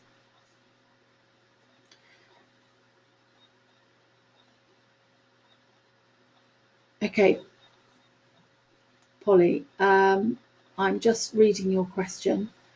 You're concerned that you may not have much qualitative research, that there might be a lot of quantitative research done in this area. Absolutely, and which is why I don't say I want 30 articles and I want 15 qualitative and 15 quantitative, because it would just be impossible for me to say that. In that particular subject area, looking at drug therapies in breast cancer, you may find that there has been no qualitative research done, which would be a shame. It might therefore be in the final section of your recommendations that you might mention it's really important to develop a qualitative question and develop a qualitative from your thematic analysis. These are the qualitative questions that will be required or may be required to be undertaken in the future. I would be surprised if there wasn't even an element of qualitative research in any of your quantitative research studies.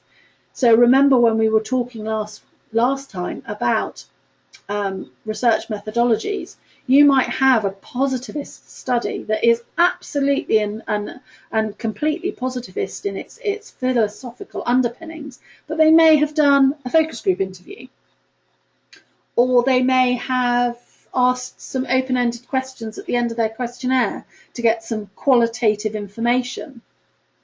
That's not qualitative research, is it? That's quantitative research that has got a little bit of qualitative information, and that might be in your critique something that you discuss at length, that there needs to be more done, or we need to rephrase the question to get a more holistic view of the research that we've been discussing.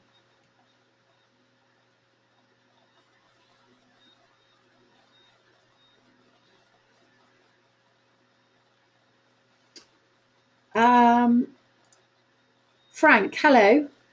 Hi. Hi there. Sorry. Yeah, you mentioned 6 themes. I'm just wondering what those 6 themes are. No, I'm not saying that there will be 6 themes. You might think see. that there are 6 themes. There might be 3. There might be 9. I see. Yeah. So when you have read your research, you might view it, and you might be looking at. Okay, if you were looking at infection control, just as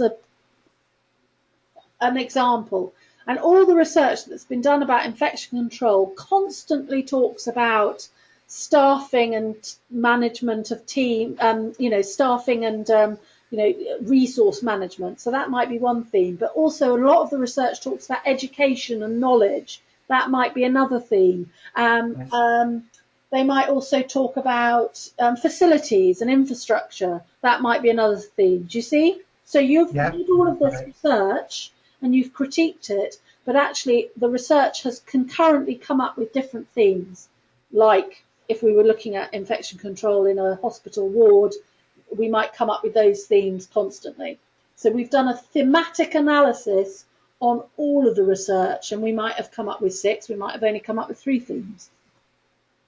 Does that answer your question? Yep, got it. Thank you. Lovely. I'm muting you again. Any other questions?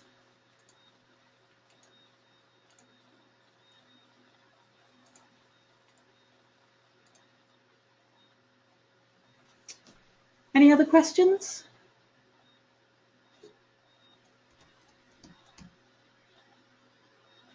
Okay, any comments, evaluations that you want to add for today's session? Anything that you'd like more information on? Anything that you didn't understand that you'd like clarity on?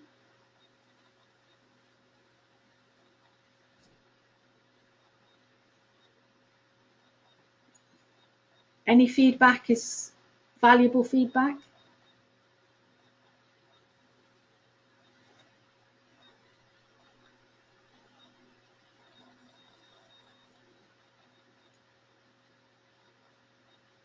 That's great, fantastic.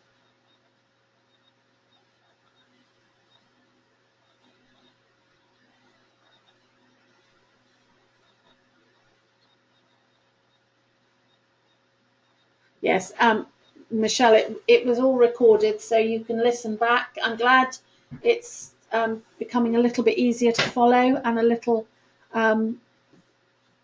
less foggy.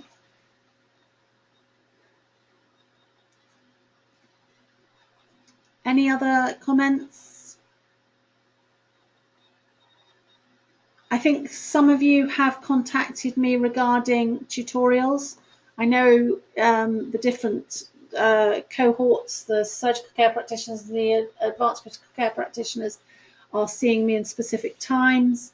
Those of you who are not in either of those 2 programs and would like to see me, please get in touch, because my diary is between now and Christmas is becoming very, very full, and I would hate not to be able to see you before we break for Christmas. In terms of your assignments, it doesn't have to be a face-to-face tutorial. It can just be a Skype tutorial. We can have a one-to-one webinar tutorial, or we can just simply have a telephone conversation. Some of you might find that that telephone conversation is better after you've started writing. And so that I can give you some feedback on what you're writing and how you're getting on. There isn't a specific area to discuss philosophical underpinnings in the assignment, no, but I am expecting you to make some discussion, some conclusion of what you thought of their philosophical underpinnings. I'd like to see that you've made some analysis of the ontology and epistemology of a study that you've been discussing. So I would like to see it in this narrative review section, which is the bulk of your word count, if you look at the marking criteria. I'm not expecting the introduction to be particularly long. The search strategy is the search strategy, but I am expecting in this narrative review to be a specific some discussion of philosophical paradigms. I want you to develop your research. That's in your conclusion. So you've only got a very small piece to discuss where you are going to take this literature review and what you're going to do with it afterwards. This is your recommendations and your conclusion, because your conclusion is going to draw together a legitimate conclusion leading to a research question, and that's where I would expect you to see. I would expect to see that you had thought about what philosophical underpinnings you're going to come from if you take this further. And those of you who are going on to MCH 502, which is the research proposal module, and then your dissertation next year, are going to have to give this some thought. Those of you who are doing this module as a standalone bit as part of your other programs will still need to give it some thought, but you won't necessarily be taking it forward into a dissertation. That doesn't mean I don't want you to have thought about it, though, because I do. Okay. Any other questions or comments?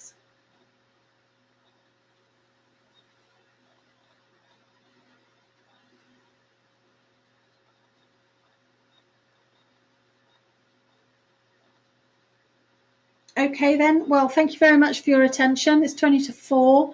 I'll be uploading the recording of this session in the next half an hour. I will be in the office for about another hour, so if there's any questions that fly into your mind, then give me a ring or drop me an email.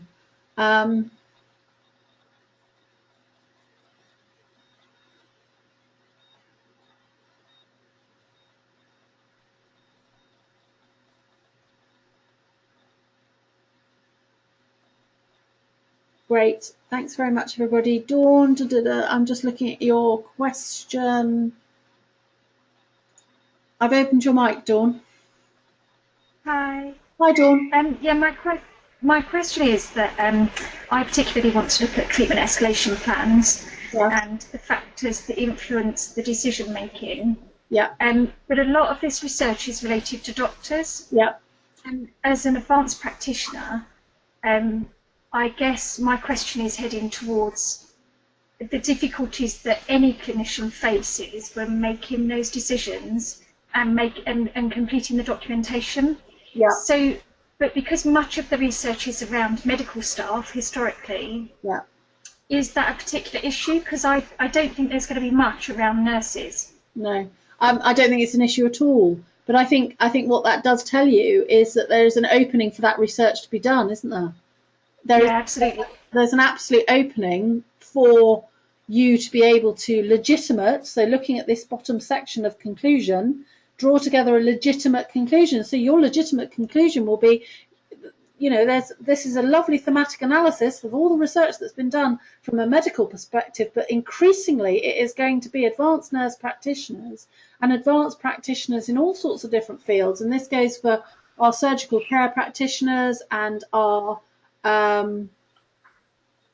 ACCPs, for example, that are doing different roles, these advanced practitioners are going to increasingly be involved in the decision making, and if not be involved in the decision making, be the key decision maker. And so this research needs to be done. So you've got your legitimate question before you've even looked at the research, really. Bit of a chicken and egg situation there, so you know where you need to go with it. I don't think it's a problem at all that it is all focused on doctors. That's great. Thank you. Thanks very much. Okay. Yeah, lovely. Thank you. Hey, thanks, Dawn. Yes, ACCPs, I am scheduled to see you at 4 o'clock on Thursday. Paul has asked me to come and see you, so I'm coming to see you at 4 o'clock on Thursday. So I will see all of the ACCPs then.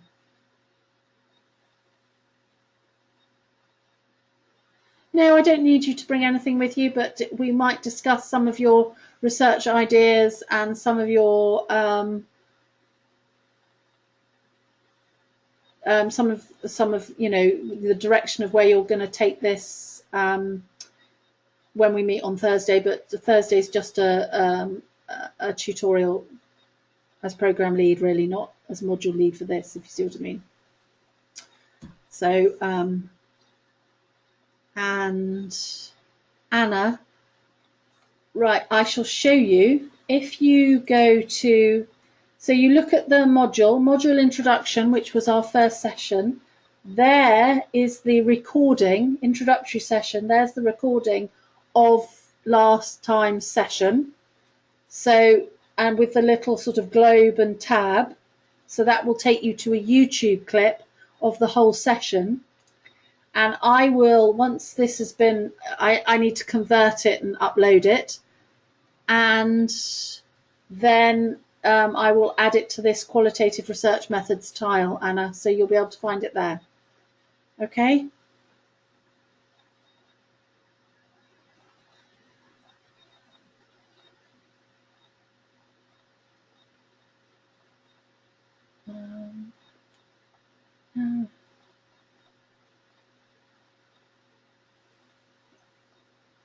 Yes, Robin, it's easier to do it via email to arrange a one-to-one tutorial if you don't mind. But I'm seeing you that week anyway, aren't I? I am coming to see you, surgical care practitioners. Janet's got me scheduled in to see you, so I'm pretty sure I'll see you that week anyway. But if you want a one-to-one, then we can do that via email. Okay. Thank you very much, everybody. I'm going to stop the recording now. And if you need any other additional information, please don't hesitate to contact me. Thanks very much, everybody.